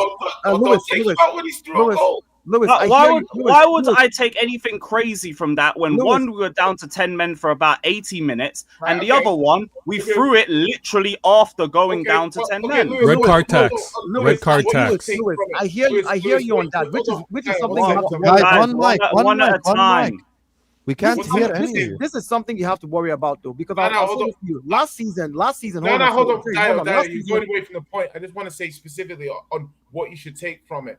When your guy got sent off, taking a guy through on goal, you'll turn around and say, what should I take from it? We play with 10 men. What you should take from it is the defending you did at the end of the game to concede the winning goal to Sunderland, in is what these players are capable of poor defensive decisions, which you see manifest itself in different ways. One way is getting a red card. One way is the defending that person scores. So you really should take something from it and not try and say, well, we only had 10 men. The reason you then I'll say I take minor things from it. Like, I don't want to see Tosin and Chalobah ever playing together. I could say that. Yeah, but the manager sees Fofana and he says... But again, Lewis, the thing that I wanted to address, when you mentioned, like, in the other games that you lost, yes, you played with 10 men. Indiscipline is a thing. And it cost us last season 6 games that we drew from winning positions. So we had 14 draws and we actually drew. You were never going to win the league, though. It's not about winning the league. I'm saying what cost us draws. I'm talking about what cost us draws. This is how we winning the league. Fair. So just hold on. We're addressing something with Chelsea here. You lost at the weekend. Chelsea lost. We're trying to address your issues. My bad, Dio. Yeah, let's continue those issues. That's good. So again, you still don't think it's a problem when you've had 3 of those games or 2 of those games out of the 3 that you lost, where your players got a red card for whatever reason, whether it was referee or they deserved it, whatever the reason is, I don't care. The point is the indiscipline of red cards. You don't think that's a worry going forward as well? You don't think that they might make that same mistake because of the way they played, because of how you're set up, because they're rash, like against Burnley? You go do that against Burnley and get 10 men in the pitch again. Give advice, because that was a spell. That was a spell that Arsenal had a couple seasons ago, right? No, just like last season we had 6 red cards in 6 games. We played 10 games last season, and we lost. We drew those games from winning positions, so we were winning those games. How did you fix it? Well, it's discipline. It has to do with the players. You just got to make sure, keep your head, keep your cool. Don't go do anything crazy. Don't even look at the referee or breathe at him. If he blows his whistle, walk away from the ball. If the referee says beep, just move. Avoid eye contact. Do what you're supposed to do on the pitch and keep 11 men on the pitch. My thing is, if you're unable to do that in the next few games, because it could become a thing. And again, losing players with red cards where they miss the next game puts you at a disadvantage as a team, because these are some of your better players who now have to be out of the game, and then you've got to play Chalobah and Tosin by force. It was Chalobah that got one of those reds, to be fair. Yeah. Again, it was Chalobah and Sanchez. If I lose either of them, I'm not that fast. Well, listen, like at the end of the day, right? Well, we can talk about João Pedro, and I don't want to say, see, like, João Pedro, interesting one. I like the player. I think he's a decent player. I think he's a good player. XG and non-penalty goals, they don't really lie. They can be misleading, but it doesn't really lie. This is a guy who's never been prolific. Yeah, never really been prolific. He's never been a prolific guy. Good player, never prolific. So you guys have him. You got him as a 10. Delap's been injured. Jackson's gone. I'm gonna say Chelsea fares. Palmer's been injured. You're gonna try and keep going, but you spend so much money, quality of squad. You should have something there for yourselves for this not to be a thing. Next week, you have to go visit Thomas Frank's Tricky Whites. Do you know what I mean? And so what's happening here is a team that's struggling to defend set pieces is going into a team that's pretty good at set pieces. Yeah, a team that's not great in the transition is going to a team that's not bad in the transition. You know, we've got a good opportunity here versus you. I'm not sure you come to our stadium and beat us. I think we might beat you this time. I think it's time. Fairs, I disagree, but Fairs. Like, it's a lot usually. But in terms of João Pedro, like when he first joined, a lot of us were crediting how good he is progressively, but no one looked at him and was saying that's going to be our bagsman. We believe that the goals were going to be spread within the Chelsea squad, spread between him, Delap, Cole Palmer, likes of Esteval, and ideally a better left winger. But yeah, this is what we wasted 90 million on. So you can completely have that point. That's absolutely fair. But the idea was never going to be João Pedro be a 20-30 goal scorer. Never the case. It was meant to spread the goals out. And the reason why we haven't even seen him in those areas to finish chances is because without the likes of Cole Palmer, without us having a recognized striker for so many games, we're having him do so much more job, so much more work, progressing the ball from deeper areas. That's just it. But João Pedro hasn't been a problem for us. This is one bad game from him where he was terrible and he deserves the criticism for, but it's just this game. Fair enough. And I'm just going to say then, in that instance, we're looking at how many goals are in the team then, and you're saying, okay, well, we weren't expecting him to be a bagsman. That's not. Is that enough goals in the team? Do you have enough goals in the team? That because the names you were kind of reeling off. We're still spreading it, pause, because like I think Chelsea and Arsenal both have like the most type of goals. Yeah, that's a brazy pause. But that's the most crazy, yo. Chelsea and Arsenal both have the most different goal scorers in the league this season. So we can still spread the goals around the team, but it's just to a lower rate now. Don't you have a lot of set piece goals as well, though? A decent number. Yeah, but we scored a bit more. Everyone does this season, but I'm just looking at it like obviously you've had some injuries, but the players that have been injured, is that true, JC? I think you had a decent number of set piece goals. Yes, you do. You have second highest goals. Yeah, you have 2 less than Arsenal. We scored 11. You scored 9. No, we got the joint highest goals scored. It must be Spurs. Chelsea, Spurs, and City. Yeah, have the joint highest goals scored. Yeah. So we're still spreading the goals around. Yeah, Chelsea spreads their goals around. Let's not even like it's. You found a way to score more for other players to score more. How Chelsea got that many goals? Who's even scoring? That's it. Everybody. We're spreading the goals around the team. Who's even scoring for Chelsea? Like, have you had a big win? You've had a couple of big wins, right? Chimpong's bagged 1. Neto. We've got James. Caicedo scored 3. Enzo's scored 3. Esteval. João Pedro's got, I think, 2 or 3 himself. Garnacho just bagged. The goals are being spread around the team. All right, fair enough. And that's Chelsea. And that's what I'm just saying. Get me through the next month. If you can get me through the next month with no more defeats, I'll still think we're in with a shot. The room for error is very low now. You're even making the next week without no more defeats. What do you mean the next month? I will see, man. We'll see, man. I know you're not playing Give Us a Win. I know you're not doing that. It's fraud. I thought it was some music on my thing. You about me, bro. I've won a game more recently. I beat Frankfurt. Anyway, you want to know something? Well, I beat Ajax the same day. No, but my game. Hold that. My game had more extra time in it. Anyway, so the thing is, I'm more recent. But the thing is, Chelsea deserve to get abused more than anyone on this whole panel. Like they deserve to get abused by the masses. Oh, sorry, Mister. I've got my feet up. Can I speak? I didn't It's interrupt. Sunderland. It's Sunderland that you guys lost to. Anyway, guys, Friday, Vel messages me, which watch along you want to do, blah, blah, blah. Sunderland have conceded half the goals Liverpool have this season. There is no point doing a Chelsea-Sunderland game. They're obviously going to win, innit? Like, I was just like, let's just do Man United-Brighton. Maybe there is a hope in that one at least. These guys, this bummy Chelsea loses to Sunderland at home, bro. This guy comes here after every Liverpool performance started going, talk about Salah. Let's talk about that Mo Salah performance. Let's talk about that Caicedo performance getting dunked on by Granit Xhaka. Granit Xhaka's fucking 40, bro. He's the guy that dunk on Caicedo. I respect it. These Caicedo, these Chelsea fans, they always act like the Caicedo stinkers never existed.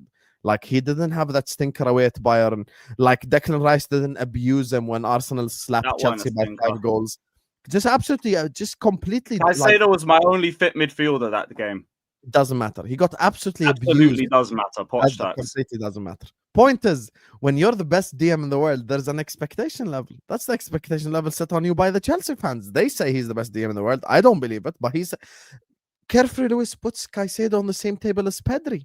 Yeah, damn right. Yeah, there you go then. So I'm sorry I have Pedri expectations on Caicedo.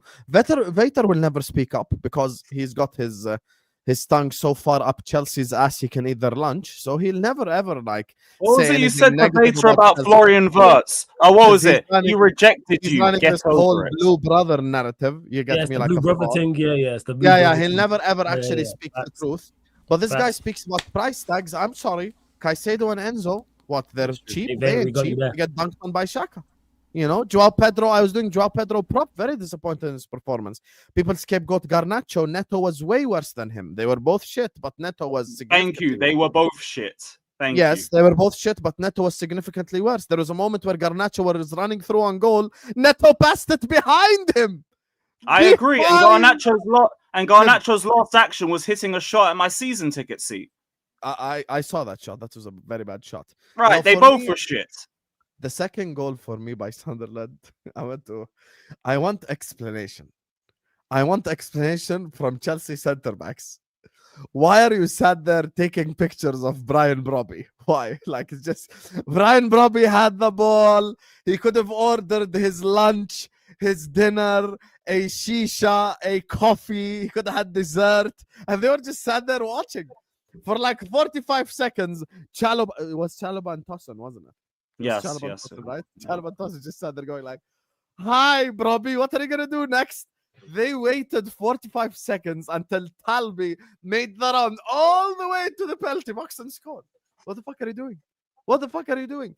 And I'm glad Lewis is being very fair with his criticism. He didn't mention Sanchez because you can't blame him for any of the goals, really. And actually, had a couple of good saves as well. So for me, I think overall, this is one of Chelsea's worst games, and results have to get better for them soon because they're 9th. Like, we can sit here and go like Liverpool are shit. We are, but even we are above Chelsea. That in alone is crazy. Villa's above Chelsea, United above Chelsea, Sunderland, Spurs, Bournemouth. These are clubs that you didn't expect to be above Chelsea, given the fact that Chelsea did have an easy start to the season. We are not being insulting or disingenuous. We're being realistic here. Out of all of our clubs, they probably had the easiest start to the season, so you expect them to be way higher up the pitch, with the shortest preseason. That's fine, but you did have the easiest start to the season. So yeah, I'm not saying that's wrong either. Yeah, you expected Chelsea to be a lot better than what they're doing right now, and performances have to pick up. And I do agree with Lewis. Listen, I've done maybe 500 Chelsea Spurs watch-alongs. Since I've been creating content, I've done so much.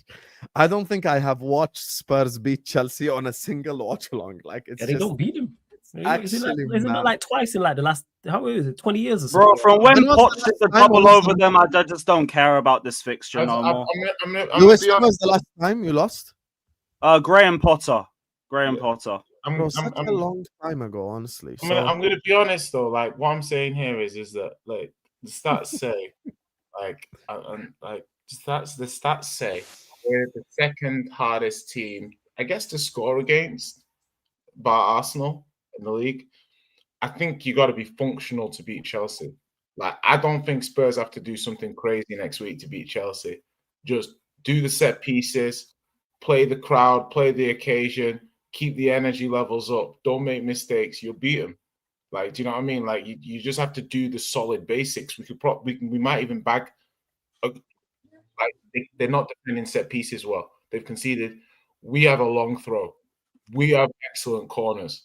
Like, you do the basics against this team and keep the intensity up. You can beat them. Like, you can beat them. I don't think we're bad with corners. I think we're bad more with just long throws. I don't think we're bad with corners. Well, we've got a pretty good long throw. You know, Danzo's I hear the argument for long throws, but corners, like, I kind of back us on that still. I think we've got a lot better with that. Yeah, the thing with Spurs though is, like, we're not gonna, like, we shouldn't vacate. We shouldn't vacate like spaces. You know, we'll probably play like a Paulinho Benson core pivot, keep it tight. Do you know what I mean? Just play the percentages. So I feel like Jay, you're quite objective. Do you generally believe you can beat them, like legit? I think at this moment in time, they're not really a better side than us. So it's, you know, you play the game. You look at Villa game, right? Two top finishes outside the box. Yeah, they didn't really create anything against us. Obviously, we've gone Everton, tough game, beat them 3-0. Went to Leeds, beat them.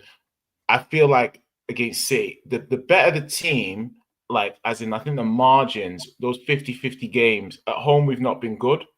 But I feel against Chelsea are a better team than the teams we've been dropping points to at home. It should help us a little bit. Let the game be a little bit more transition. So I would much rather the game be transitional. I'll say that too. I think that suits us a lot better. Our biggest problem is always breaking down compact low blocks. If the game turns more transitional, that would suit me more. That's why I actually disagree with Jay. I think Thomas Frank is gonna do low block from hell, bro. No, I feel like this is one of those games where against Chelsea, surely. No, we'll play like a. You ain't going to be expansive against them. Yeah, that's what I'm saying. I feel like it'll just be like a solid 50-50 game. Like, Vator, before you go, can you tell us your thoughts on Chelsea, or are you just gonna kiss their ass the whole time? Are you actually gonna give them 2 minutes? Like, are you gonna give us 2 minutes where you go like, this is unacceptable from my blue brother, any of that shit? Or are you just gonna sit here and shit on the rest of us and just allow Chelsea every week? Okay, well, first of all, I haven't crapped on Jay. I haven't crapped on Flawless. Jay won. Flawless won. We won. Okay, but Io won. So on other shows when they've had poor performances, I'm not crapping on everybody. About Chelsea, no. All right, so with regards to Chelsea, and apologies, I do have to drop soon. Chelsea, the Caicedo energy, again, Flawless said it. Flawless, not Flawless. Carefree Lewis said it perfectly. Get over it, Husam. He rejected you. Get over it. Oh my God! All so right? I put you full screen to say get over it, Husam. Thank you, Vator.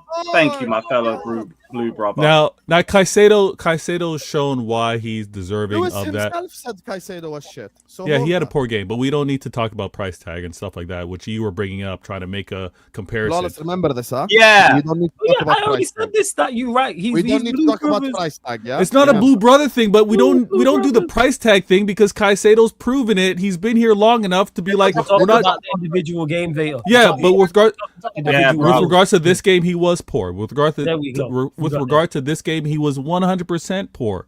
And again, Chelsea should be doing better, but the panic settings should be kicking in. Carefree Lewis being kind of chill, being the chill guy earlier is because it's week 9. But these guys do need to fix up because can't allow these points to continue to drop. Jay, I'm sorry to say, but I think Chelsea right the ship. They get back on track playing against you guys. There's bogey teams out there, and then there's some teams that you just always get a result against. You guys do that versus City all the time. Dial, please. I just needed 30 damn seconds. I just needed 30 damn You're seconds. not getting 30 damn seconds. You're getting 25. I'm taking 5 of your 30. You get 25. That's all you get. Go ahead. Taking Vator. 5 of your 30. Go ahead. Always. I'll cry. deprive you of Shame. 5 seconds. Chelsea poor performance. I was surprised by the result. I wasn't able to watch it. I wasn't able to watch the game. I'm gonna watch the highlights, but I was very surprised by the results. There wasn't any highlights. You guys are missing some consistency with Maresca. He needs to set things up and to be quick to dismiss the red cards that were happening in the past. I'm not saying that's the future for you guys, but in terms of being lined up consistent, which is going to be needed to be in the mix for a top 4, you got a couple more games to really get it, because if you don't, I think some of these teams run away with it, and then it becomes really difficult to stay close. But yeah, man. I agree with that. Like, there's not a lot of room for error. We got to win everything for the next month. But even then, if we're talking about being in a title race, that is title form. So go do it, especially with the opposition that we I have. still believe you're in a title race, like legit. It's too early in the season. Just you can't talk about it unless you Yeah. win every game of the next month. Because God, like you're Vator's absolutely saying, wrong. the gap will start opening more if you lose more games. You really So believe don't lose Chelsea can anymore. win the league? You're crazy, wallah. No. We're not out of it. I gotta go. You said you said they're winning the league. I gotta go. I'll talk to you guys Alright, soon. I'll Bless chat up, to bless you. up. Well, we're Vator, talking title race. We're talking just being about for Oh, as we're long talking as about just possible being in because the I race. don't want to Lewis, be in in no order top to be in a 4 race. title race, you can. I didn't say will, I said can win the league. And the longer you show that consistency, the better the conversation can be for that. I just want us to keep track because I don't want us in no top 4 race. It's fucking year 4 Clear Lake. The fuck? Right now, we're still 4 points off second. So just win every game for the next month. That is title form. But that's still isn't that still 9 points off top? I got 8 points off top. Depending on Wallahi, Arsenal's you are results by crazy. then, and we play them including the next month. So that will be taking 3 points off them. Oh, Wallah, okay. you're crazy, Lewis. That's why I'm saying you've got to win every game, including Arsenal. So Did you We'll see say what take you 3 got. points? Did you say take 3 points off this? Yeah, yeah, bro, I think we can beat anyone on our day, including Arsenal. Yeah, What the fuck? I swear, didn't weren't Forest giving you belt to ass before you? He really took them believes he up can to beat the league? Arsenal as well. What? Well, we acting like everyone's been amazing in open play. I won 3-0. I'll take the points and run with it. Yeah, but I don't think you come to Tottenham and do that. Like, I don't think we let you off like they let you off. I will see, man. We'll see. Hey, I know what this Guys, is about. forget The Spurs. chest is definitely deflated. Now it's we'll see. Normally it's like we're gonna beat you. Yeah, normally it's like, we're gonna slap you guys. You know what it is? I let my team do the talking when this fixture pulls up. I already know what happens. That old chestnut. But before What do you mean then, that old forget all the chestnut? Lewis, Been there, done that, won there, done that. Forget Spurs. I want to know. You Hold on, actually quick believe question. you're gonna beat Arsenal? Yeah, what's your prediction against Yes, I Arsenal? think we can beat Arsenal. anyone. Yes. What's your prediction? I think we're capable of beating Arsenal. Yes. What's your prediction of Arsenal? Like the Arsenal game? It's in the future. Just Oh, do a the prediction Arsenal now. game. Yeah, do a prediction now. Fucking 1-0 or something. I don't think it'll be a high scoring game. You I don't think it'll be a neither of high-scoring us. I think whoever wins, it will be like 1 or 2 goals in the by max match. by the time we play you, we're going to beat you 2-0. Clean sheet. We'll see. All right. We'll see. So you say 1-0. I'm not saying you're crazy for saying that. You top of the table, but I think we can beat anybody on our It's not day. about crazy for saying that. It's because we're literally the most difficult team to beat right now. Finally, But difficult to beat. That's all it is. It's not a case of the top You of the, I don't. accepted it already. I know, but my thing is that I don't think neither of us are looking great in open play like that, and both of us are good at set pieces, defensively and defensively. But who's better defense? Who's better defensively? Who can you say will score 1 goal and shut shop, and you can guarantee that, you know what? If they shut shop, and you can't get in. Who do you of both teams? Which team would you put your money on? No, because I don't think we like try and shut up shop. I think we just try and hold the ball. No. What I'm saying Like, is that's what we always do. We get the ball and we just slow the tempo of the game down. Let me ask you this question: if they ask you to put a bet right now, right, and you would win a home, on which team can score 1 goal, presently current form, score 1 goal, shut shop, and just be like, you just can't break them down. And when Chelsea, because I've got enough to believe in my club. Chelsea, because I got enough to believe in my club. Belief is one thing. Facts don't care about feelings, man. Let me just tell you right now. The Oh, facts but the game's not a fact. Arsenal are a better defensive team than your team. But the game's not a fact. No, that's what I'm saying. Facts don't care about. I can feel like, oh yeah, it's like me feeling like I have Gyökeres, the guy who scored 100 and something goals over 2 years. But that's feelings. Right now, the fact is he's not scoring. Right? That's what facts are. So the same thing when you talk about the facts of which team is better defensively. And the fact is we're the joint highest goal scorers in the league. And the fact is we're the joint highest goal scorers in the league. And I'm right behind you by 1 goal. And I've conceded 3 goals. Listen to this. I've conceded 3 goals in this season. 1 open play goal. Bro, but if this is an argument about who's better defensively, you're better defensively. Listen, all these open play goals that you guys are making noise about, we've conceded 1 open play goal. Again, Man City was the only team to score an open play goal. The other 2 goals that have been scored against Arsenal were from set pieces. Liverpool's goal was a set piece. Walter Made's goal from Newcastle was a set piece. That's Are you just sure you want to I will discount set change that. pieces? We'll change that. I'm just saying, man. Are I you sure you believe wanna in my discount team. set I pieces? believe my team can beat your team. Are you sure you want to discount set pieces, brother Dio? Oh, there you go. He's dead gone. now. He's gone. He's gone. He's gone. You want to? Are you sure you want to remove set piece goals? Because that removes your last 2 wins. He's lagged out as well and everything. But Guys, since he's lagging, have we all accepted it's Arsenal's season this year? Like it's Not fucking No. quite. Not It's game quite. week There's still- 9. there's still- I think Look. Arsenal's. Yeah. I think it's in Arsenal's hands, yeah. But there's still a long way to go. Yeah. It's not Like, over, it- but their like, favourites I currently. still think Liverpool win it. Their fans are sorted out. Bournemouth have a Leicester Nah. season in them. You never know. They're not. Hopefully, Bournemouth do. Bournemouth That'd be have a Leicester season. I pray. I pray, Yeah. bro. great. Hey, Lewis, Liverpool are done. Too many They've losses. They got to go they've got perfect decent from here on out. attackers. Like, I agree. Nah, It's not I done. think they can turn it around. They're So you think just they could shook go? right You now. think they could go perfect from here on out, Lewis? If Slot can get it clicking again, I fully think they can go on the long run. Oh, With bro, the squad yeah, that they have, bro. definitely. No, Their but fans it's just run- pushed it out. They have to be near, like no draws, no losses. Got to be near enough to win. Bro, win, did win. If you see Slot what can that- get it to click, yes, that can Bro, happen. did Yes. you see? I Lewis, said this. we These have men to have be just on, weren't like- ready for a run like this, and it's got all their fans Bro, knocked for come on, 6. bro. Bro, See, Lewis, but I'll be honest with you. We'd have to go on like some Man City Transformers shit, like 15 wins in a row type shit. Which Like, I think you're capable of. And I said this. I Yeah, don't. you had a PE teacher cosplaying as a free kick expert, cosplaying as a manager, come and just slap Liverpool up. So my logic is there's so many. Like I saw a stat, and it's like the way teams are playing Liverpool is cheeky. Like Liverpool have the most long balls faced, the minimal time in possession. Teams are just launching it and shit, bro. No one else, and fair dues, I low key here Slot. No one else is facing this kind of style of play Because we where know he- it bothers him. That's why we know Exactly. that it's a weakness. that's- It's like me and- joining on here and saying, "Hey, you know what? When you lot talk about insert player name here, it really bothers me, and I really don't like it. 100%. What are you lot going to do for every single show?"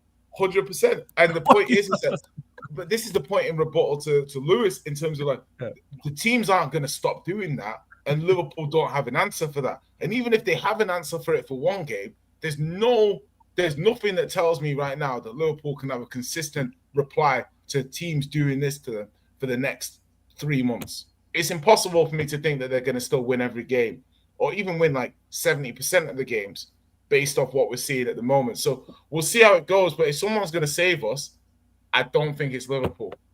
Yeah, it ain't us. That's fair, but like I hear what you're saying because Slot would have to make a complete tactical change That's to do what I'm that. saying, The other Lewis. thing is, if he finds that, then yeah, I definitely think Liverpool could do a run of that level. Yeah, 100% they can do a run. But my issue, this going back to I've the point, accepted Arsenal are going to win the league already.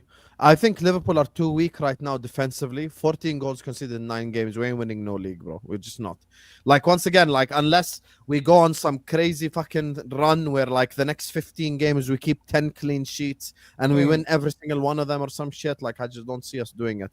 It's already, like, we've already fucked it for the season. So, I think City, if anyone is closer to doing it, it's just not us, bro. Arsenal are going to win the league, and I've accepted it, to be honest with you. Like, خلاص.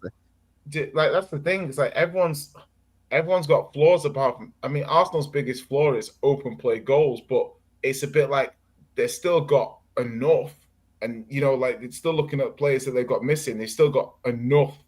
Like they're not going to lose games. The issue with Arsenal is they're not Because they're losing too games. defensively solid, Jay. That's the thing. 100%. That's what I'm saying. So, but the thing is that's what the league is this season. This league is about being really defensively strong and winning the margins, and being so. Arsenal have a competitive advantage over most of the teams in the league because they've been building this style for years, right?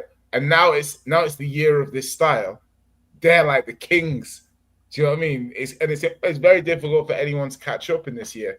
I think everyone can do better, but it's just, do we see Arsenal losing 4 games this season?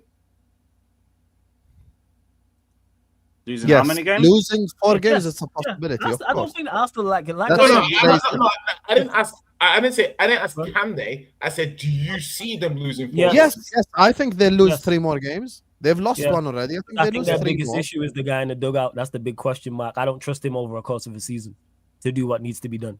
The team is there. It's Mikel Arteta. But He's their biggest problem. But remember, Arsenal have I don't trust Actually- them either. Arsenal have been to Actually- a lot of actually, Arsenal that's- a lot of difficult stadiums already. Yeah, cool. That And is Guys, true. again, you know, flawless. Been to My, Liverpool. I mean, a lot of difficult stadium. The only difficult stadium they went to, they lost. no, we went to St James's Park. I went to St. James's Park. We played at St James Park Is this that the season. difficult stadium in For 2025? us, for Arsenal, last year they Of course beat it's us. difficult. Newcastle. It's difficult. difficult. It's very Husam, difficult. It's kind of like Husam. Liverpool at Anfield this season. Like that type of It's- difficulty. It's like Liverpool and it's like Till all our sorry, it's like losses are City away and from Aston home. Villa. City and Aston Villa. You You always expect Villa Brentford to away, Palace away, Chelsea away, Galatasaray away. Have some shame. You've had some tough games. You have. You No, lot you've have had some very tough good games, but you can't negate the fact that we've also had tough games, and some of those games are games that last season we were definitely we lost those games or we drew those games. The West Ham's, those bogey team for the last 2 seasons to Arsenal. For some reason, West Ham just found a way around to just beat us in games that we played with them. When we played Newcastle last season, same thing. You know, Crystal Palace is no walkover. I get it that it's at home, but that's not a walkover team. We've played Man City and we've also played Liverpool. We played you. And we played you at Does the the time. open play thing concern you? Be honest. The open play thing doesn't concern me, and I'll tell you why. I'll tell you why it doesn't concern me. A goal is a goal, first and foremost. Secondly, if teams decide to play a low block, you will concede a lot of throw-ins, free kicks, and corners in your half. I will be a mad team not to go and practice how to use those set pieces. Because you want to play a low block, that's not my fault. When teams open up, we see what happens. When Leeds try to open up, we scored 3 goals. When Atletico tried to open up after we scored our first set piece goal, they opened up and we scored 3 more goals in 14 minutes. This Arsenal team can damage Yeah, you. but teams will come to Arsenal and park Listen, the bus. It's part But of that's, the but what you that's have what to I'm do. saying. But that's what I'm saying. When Crystal they- Palace cannot attack you in your own backyard. I agree with you, but what I'm saying is that when they do that, they concede corners, they concede throwing. So me learning how to use my corners and set pieces, and again, people say it's not sustainable. It is. We've been doing it for 2 years. It's sustainable. It's It is definitely super not sustainable. Not We've been doing it sustainable. for 2 years. You said that 2 years ago. It's not sustainable. But you definitely had more open play goals within that time period. Yeah, Of- you did. But again, open play goals can change overnight because all we need to do is score 3 Yeah, but open play that's goals. Jay's Hold criticism. on. I'm saying statistics wise, this is just a non conversation because the media is just making a whole hullabaloo about it. If we score 4 open play goals in the next few games, right, the stats go from the 50% to 30 all of a sudden because we have 5 open play goals, 11 set piece goals. If we score 4 more, that's 9 open play goals and 11 set piece goals. What does that mean? If Statistics change overnight. So at this stage of 9 games into the season, I'm not worried about it. But Can we once you score- do that, you debunk the narrative. Yeah, that's what I'm saying. But can we score open play goals? Yes, we can. We've showed that we can. But why are we scoring more set do you piece believe goals? when Havertz comes back, he starts? Honestly, I would not start him once he gets back immediately, personally. But no. what I know Dio won't. I'm saying, do you think Arteta does? I don't think he will. I think Arteta has learned and has changed. I think Arteta will play the team that he needs to play for every game. He's not going to play preferences anymore. Mikel Arteta has showed me this season and toward the end of last season as well that he now has a little bit of guts in him to set up in certain ways. For example, taking players off at 45-minute mark. You know, subbing players. Arteta never used to do that. So I'm waiting to see, okay, you know what? Hey, you know what? If you're able to make these kind of changes, if you're bold enough to actually go in there and put players, you know, for example, we all talked about how Arteta would not play 2 attacking players against City. He eventually brought in Odegaard and Eze together. He played both of them together. People said he would never do it. So I've seen him do certain things, and his 9 games this season, he's done that a couple of times. I want to believe that he's matured enough now and learned from his mistakes. And yeah, so it doesn't worry me right now. It doesn't worry me at all because all that needs to happen is score 4 open play goals and the statistics change suddenly. This whole starts up. You scored 70% of your goals from open play. It's just a non-conversation. I think people just want to make it an issue. A non-conversation because it doesn't suit your narrative. You can say it's narrative-driven from us, but it's not. You know I'm not a narrative-driven person. I speak what I genuinely believe. I think Arsenal's most sustainable thing, number 1, is their defense. Yes, it Conceding is. That's, 3 I goals agree in with you on that. 9 games is... طب hear me out, حبيبي, hear me out. Conceding 3 goals in 9 games is what's, for me, the most sustainable thing. You have a defense as strong as that, you will always put yourself in a position to win games. The one when I say is unsustainable from set plays, look, You needed a set play against City, you didn't score one. You needed a set play against Liverpool, you didn't score one. So it's not something that I can rely on game in, game out. What's sustainable for me is creating chances for Jokeres, allowing Jokeres to shine. And that's why I say I feel bad for Jokeres. I'm actually not even cooking Jokeres, by the way. I'm not. There are so many rivals online, and Dio will tell you this himself. So many rivals online that are saying Grok Lesnar and mocking him and everything. I'm not one of them because, look, when you signed Victor Jokeres, you know he's not like some Joga Bonito player. He ain't. You have to create him chances. And Arsenal have not been creating any chances for Victor Jokeres, and that's my thing.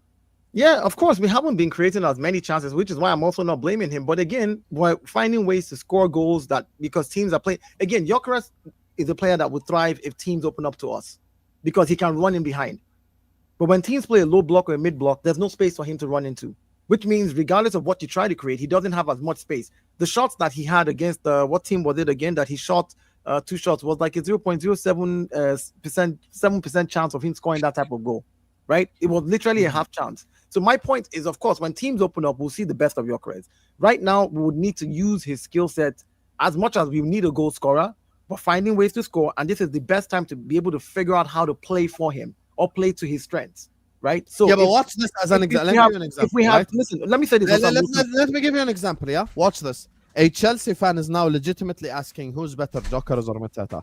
The reason why this is a question is because your club doesn't create chances for Jokeres. I get that, but why are we not creating So chances? you understand why when people say open play chances, we're not cooking Arsenal, we're giving objective block. You keep talking about no open team. By the way, just so you know something, no team in the whole of Europe right now is perfect. Not even Bayern are perfect. Not PSG are perfect. No team is perfect. Every team has something that you will criticize. Every team has something that you will look at. Flawless is currently flying 3 wins in a row. He'll tell you against Brighton, we conceded too many chances. We've got to shore that up. Every team has a constructive criticism to apply. Yeah, my constructive criticism is that we are not creating enough chances for Jokeres. And again, the reason we're not creating enough chances is because of how we are set up. And we're setting up this way because we just want 3 points while we figure out how to be able to play to Jokeres' strength. It will be stupid of the manager to put out a team there to play to Jokeres' strength, and Jokeres does not score in that game, and we lose that game and lose 3 points. I would rather you get the 3 points while you're figuring it out as you go along. After all, everybody says it's just 9 games into the season. You can't call it. So yes, it's 9 games into the season. Who's better, Jokeres or Mateta till Dio reconnects? Chat. I'm here now. Jokeres or Mateta? Who do you guys What think? do you think? No, what do you think, Husam? No, you answer. I will answer. No. You don't try. No. You You have to answer first. No. Jay, Wait, what? Wait. I'm above you in the league. Flawless, you have the guts. Jokeres or Mateta? It's not about a good thing. You answer. Hey. You answer. I want to know your thoughts. Why you ain't answering, huh? Is that the real Flawless? I want to hear your answer. Flawless, he puts his balls on the table. Where is that old Flawless, huh? Bring back the old Flawless. Dio, let them answer. Jay, which one? That was miserable. If you offer me a choice of the 2 strikers, I'm taking Mateta. Your answer, Flawless? Yeah, same. Mattel. Come on, answer. I want to hear your answer. Yo, this guy's a dick. Yo, I want to hear your answer. You got Jokeres. Look at you. I feel bad for the guy because I legitimately feel like you create him chances, he'll score a lot of goals. Honestly, legitimately. Again, the chances. Jokes aside, he will. The chances will If come. you just put him in front of goal, he'll score so many chances. No, Honestly, I argue against Premier League the chances will come. defenders. So He can do like. I never even thought he was better than Nunes.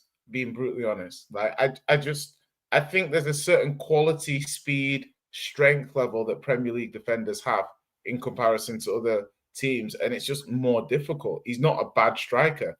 He's just in that spectrum of strikers. He's no better than Ollie Watkins or, to me, the players like that at all. Wow. He's in that kind of ilk of forwards, and I feel like any number of strikers, whilst maybe not getting his explicit numbers, would do serious damage in the Portuguese league. I think any number of Premier League strikers in that league would be 25 goal strikers. anyways, the chance creation will come. That's the one thing that I do know eventually, because we had the same conversation about Kai Havertz when we bought him from Chelsea. Everybody made noise in the first half of the season, and in the second half of the season, he went on to score 14 out of 16 games back to back.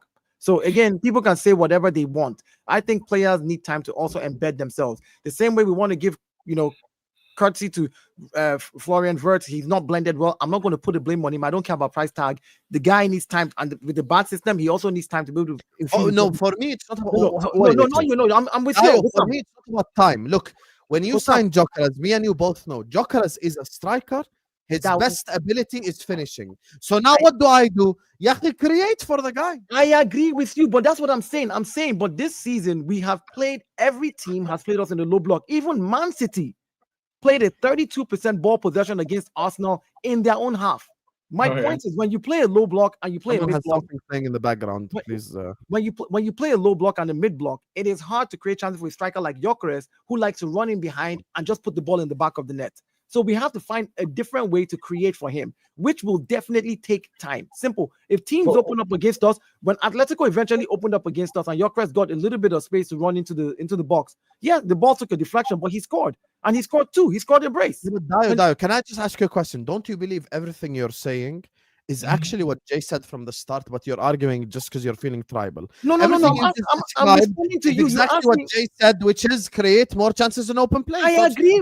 Listen, you asked me a question. What do you do? And I'm telling you what the problem is and what we should do. You say I'm complaining. I'm not. You asked me a question. I'm giving you an answer saying, okay, the reason we're not creating enough chances is probably because of the way teams set up against us. Jokeres is a striker that thrives by running in behind. When you play a mid block or a low block, he has no space to run in behind. So we have to find creative ways to get the ball to him in the box. But what we've seen already so far, when Arsenal has played and teams have opened up, is Jokeres has scored goals because they open up, he gets the chance to run in behind, and we've been able to create those chances, and he scored those goals. We saw it with Atleti, we saw it with the other team with Leeds. Like when teams come out to play, it gives him the chance to thrive. And we have players now that can create those chances for him. So up until, the season is over, we just have to figure out a way to create more chances for him. But right now, teams are not giving us the breathing space. They're not. He's a decent striker. He's a good striker. No one's saying he's not a good striker. I just think for me, it's like, it's funny, like you just described Watkins' game, and Watkins has actually proven at being able to create separation in the Premier League. Jokeres can't. Jokeres can't create separations from Prem defenders.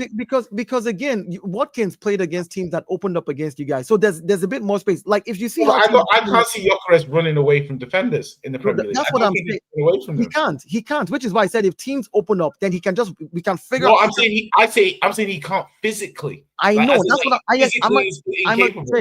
I'm agreeing with you. I'm saying he can't create separation, which is why we need teams to open up so that we can just be able to give him the ball on that, like offside line, and we know that he's going to put it back. Does he have?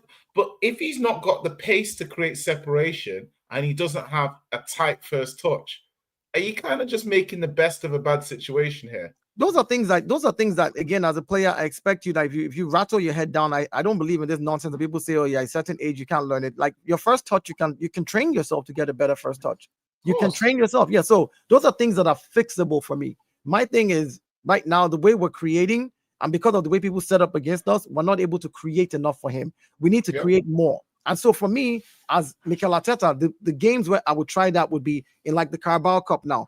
I would play if Odegaard was fit, I would play an Odegaard and an Eze, and I'll play Zubimendi, and I'll like you guys, both of you, create opportunities for Jokeres. Let him get that practice in. Let's get that. Like that's where I would test those type of things out, because then the players will be able to blend, figure each other out, know his runs. They know he's slow, so they know that they can either be the ones to carry the ball. Are you classifying him as slow? Then do you classify him as slow? I think personally, I think he's a slower striker. I think he's a slower striker. Yeah. Personally, yeah. I don't think he's a fast guy. That's for me as a manager, I would push up on the pitch, crush the opponents into their box, because I know that once he runs in behind, he's clinical enough to score the goal. My point is like, you think he's slow. Where's he running? Where is he? Like you asked earlier, where are you running? Like, no. Do you know what I mean? Where's he going? Listen. What I think and what is actually on the pitch are two different things. I think he is slow by my standards, because maybe what I call fast, and what I call slow. For me, I think that he's clinical enough. I just know that we're not creating enough for him. We created 4 chances in Crystal Palace. You can't create 4 chances for a striker that is a poacher, right? You need to create multiple more chances for him in that game. More than 4. How many does he want? Odegaard was creating 8 clear chances last season in games. We were creating. Well, yeah, but we now, can't- now we're not even creating. Let me ask you a chances. more interesting question. Hold on. Because Farhan here, who's an Arsenal fan, brings up this point. This is something that I tried to ask you earlier. Yeah, watch this. We all know Gyökeres is our best striker, but we must not forget Kai is our manager's favorite. And then he doubles down. Dubs in the chat for Farhan as well for dropping the 20 piece. He says, when Kai comes back, we will score more goals because of the system. I don't know. I don't know about this score more. Nah, goals. that's cop out answer. You're the Arsenal fan. We need a Yeah, I know. legitimate answer. I know legitimate. I know Dio can actually give me a legitimate opinion. Don't hide. Listen, I'm not hiding. My opinion is this: we scored 16 goals this season. The highest scoring team is 17. We're 1 goal behind the highest scoring team this season in 9 games. So telling me that somebody's coming back and going to score more goals, like we're not scoring goals already right now, is just bullshit.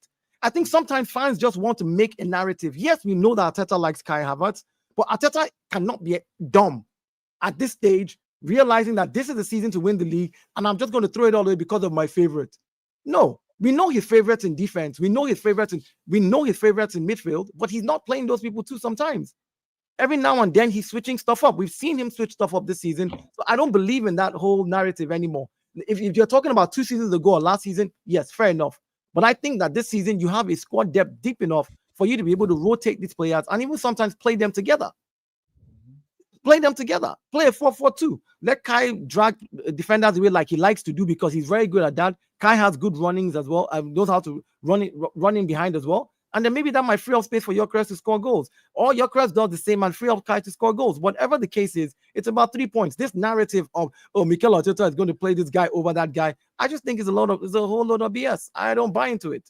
If genuinely he didn't want a striker, he would not have gotten a striker in the summer. They would not have paid that money. Last year, we didn't get a striker. We got Kai Havertz. He could have easily just said, okay, let's just... And when Kai got injured, who was the player that we brought in? Eberechi Eze. He didn't go and get another Kai Havertz type player. So, for me, it's a very simple thing. Right now, we're not creating enough chances for Gyökeres, and I think the team knows that. And I think when they start creating more chances, we'll see the best of him. Kai Havertz will thrive in the system as well when he gets back. This is where everybody can push everybody. Odegaard knows that his position is no longer secure when he comes because there's Eze balling out. So everybody's pushing everybody. We're seeing it in left back. We're seeing Calafiori pushing Miles Lewis Skelly into Skelly is an amazing player, but Calafiori is playing out of his skin as well. So this is what I need from my team. So this narrative that everybody wants to write, he's going to just pick Kai Havertz overnight, I think it's just a lot of BS. Personally, that's my opinion.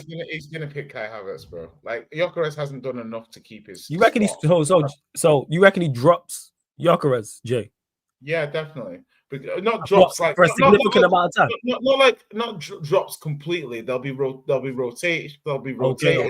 There has to be rotation. There has to be. There's a lot of games this season. He'll be mad not to rotate him. No, but Dad, what I'm trying to say is what my point is that, like, for me personally, like in the Premier League, and I'm not going to talk in Europe, but in the Premier League, the only thing you can maybe say is Gyökeres is a better finisher. Yeah. Every other facet of being a number 9, from what I've seen at Premier League level, I think Havertz is better. Yeah, but again, this is why you want to know who said this, by the way? This is why you play to the strength of the players, though, Jay. Low-key Gunnar ain't that crazy, eh? No, see, but Jay, this is why you play to the strength of the players. Low-key. Hey, he might have been right. Low-key, he ain't mad. Right, at the time, me and you were going mad at him. Now we're Sam, I liken this. I said this on back again. I liken this to the Lukaku Havertz situation we had in 21-22, where Lukaku weren't feeding him enough chances and he weren't really doing enough all-round stuff when we got him the ball. But with Havertz, they'll make more chances, but they'll miss more chances because he'll interplay with the team better than Gyökeres, but he's not clinical, and all those chances will be wasted because it falls to him. So you're in a little bit of a dilemma still. Good point. Let me just read these two before we end the stream. Big ups to the Chelsea fan. Back your team, my bro. Come on, bro. We can be anyone on our day. Up the Blues. Mateta and Watkins over Gyökeres is mad. Hey, bro, but both those guys have got big, with like late teens. This guy's a Chelsea fan, by the way, so he can't. I'm saying late, but both those players have got late teen outputs in the Premier League. I think when Dyer was describing what Gyökeres is good at, I was almost like, that's Watkins' bread and butter. in the Yeah, but Premier Watkins, League. like again, Watkins doesn't face a lot of low blocks like we faced this season. That's the difference. The difference is let me tell you something. Listen. When they beat us 2-1, 2-0 last season, I think it was last season, we opened up, and he's a fast player. He's fast. He's not even a Gyökeres. He can run in behind. He's fast, and he's a good finisher. My point is, we've seen Gyökeres score when teams open up against us this season. So the fact that Watkins has got much better. He's got way better feet. I'm not saying he doesn't. I'm not saying he doesn't. I agree. I'm just saying we've seen Victor Gyökeres score 5 goals this season. When teams opened up against us, he's been able to score those goals. Okay. Alternatively, we've seen in 9 games he's scored in 2 in the Premier League.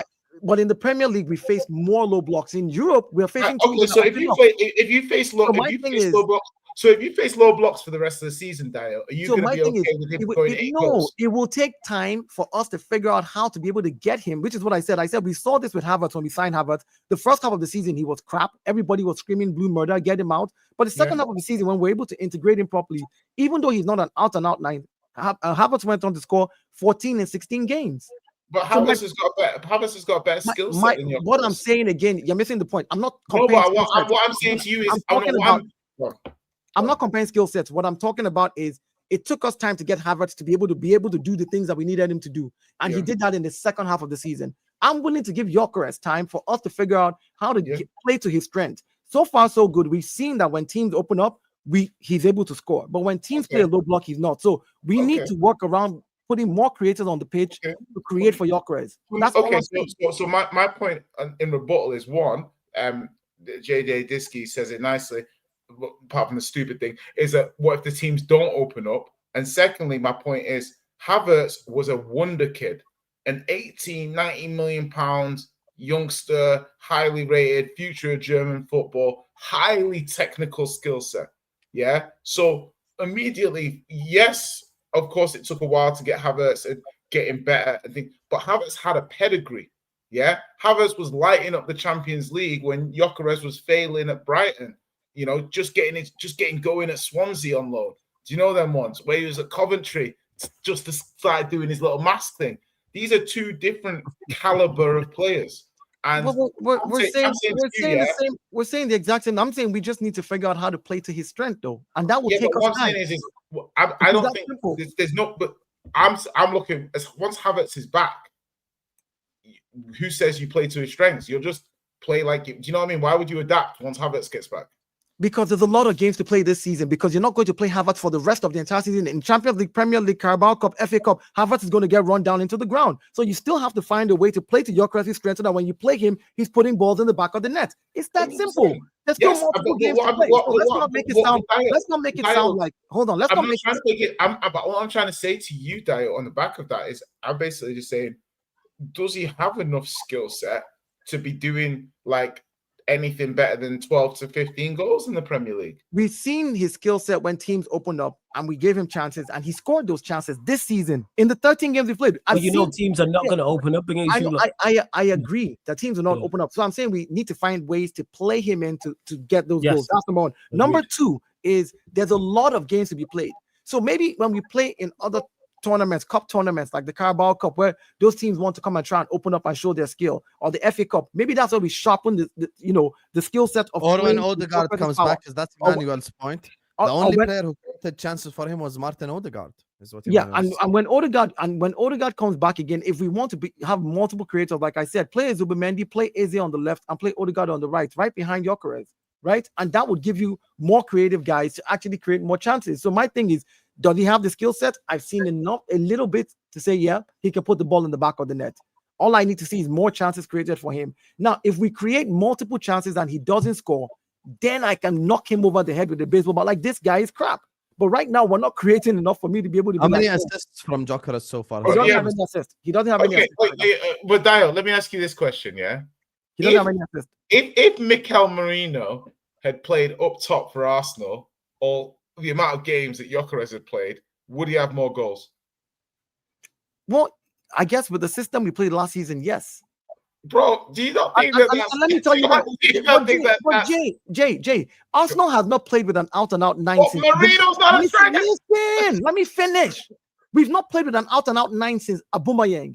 We don't play with an out-and-out 9. So we're used to this system of having the false. No, we're used to having a system with the false 9s, the alternate 9s, whatever you want to so do. close. Dio, you're so close to where. No. So my point is, my point is because we've not played with an out-and-out 9 for many years.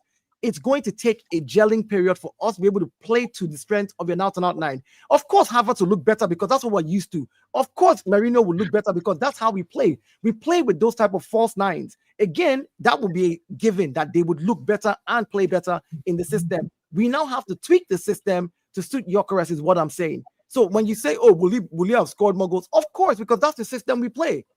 Aubameyang was the last out-and-out 9 that Arsenal had. The last out-and-out 9 that we ever had was Aubameyang. After him, nobody else. So now that we have an out-and-out 9 that is a goal poacher, we have to figure a way out. And we need more creative players, Martin. We'll see. Time will tell. Time will tell. Anyway, look, I'm gonna wrap. Big up to all of you guys. Make sure you guys are liking the video. Make sure you guys are subscribing. Big up to everyone who used the code for the last 3 days. I told them I'll hook you guys up. Our next giveaway is this Wednesday, inshallah. I just gave Axel his shirt. So Axel, congratulations, my brother. Larry hasn't reached out to me yet, so I'm just waiting for him and give him his code as well to go get the free shirt. Our next giveaway is this Wednesday, inshallah, on the Liverpool Crystal Palace watch along. Go subscribe to Carefree Lewis G. Yes, it's Flawless is his Twitter. Sarcasm City TV is his channel.